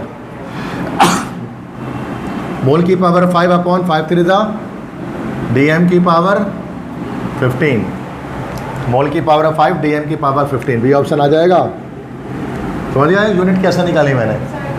दोबारा से बता देता हूँ कि एक सॉल्ट है M2X3 लिखा, इसको सबसे पहले डिकम्पोज कर दिया, M+3 और X-2 में टूटेगा, बैलेंस करने के लिए इधर 2 इधर 3 लगा दी। ओके, KSP की एक्सप्रेशन लिखी, KSP बराबर होगी M+3 का स्क्वायर, चूँकि 2 था तो स्क्वायर बन गया, और X-2 का क्यूब, 3 था तो क्यूब बन गया। अब इसके लिहाज से देखा जाएगा तो ये तो हमारे पास, आप इसको मोल पर DM क्यूब से कर लो, कोई मसला नहीं है। अगर आपको लगता है कि ये कंसंट्रेशन जो है ये क्या होते हैं, मोल पर DM क्यूब होती है ना, तो मोल पर DM क्यूब का होल स्क्वायर और ये क्या हो गया, मोल पर DM क्यूब की पावर होल क्यूब, ऐसे ही आ गया ना। तो ये हो गया मोल स्क्वायर पर DM की power 6 multiply by mole cube पर DM की पावर 9, पावर पे पावर मल्टीप्लाई प्लस हो जाएगा ना ये। तो ये हो जाएगा मोल की पावर 5 ओवर DM की पावर 9 + 6 15। तो ऐसे भी आ सकता है, आप ऐसे कर लो, आपकी मर्जी। नहीं, कैपिटल M के बजाय आप इस तरह से करो।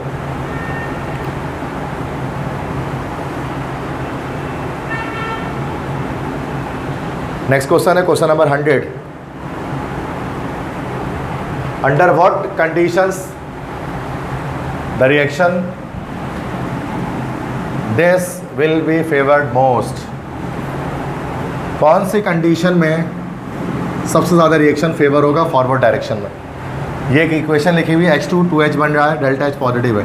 बताएं फॉरवर्ड रिएक्शन कब जाएगा, क्या करेंगे। हाई टेम्परेचर हाई प्रेशर, ये तो नहीं होगा बेटा, क्योंकि यहाँ पर 1 मोल है, यहाँ पर 2 मोल है। लो प्रेशर पे फॉरवर्ड जाएगा, तो हाई टेम्परेचर है लो प्रेशर, सी ऑप्शन होना चाहिए। जो एंडोथर्मिक की वजह से हाई प्रेशर पे फॉरवर्ड जाएगा, और चूंकि रिएक्टेंट के मोल्स कम है तो लो प्रेशर पे फॉरवर्ड होगा। सही है, तो high temperature and low pressure.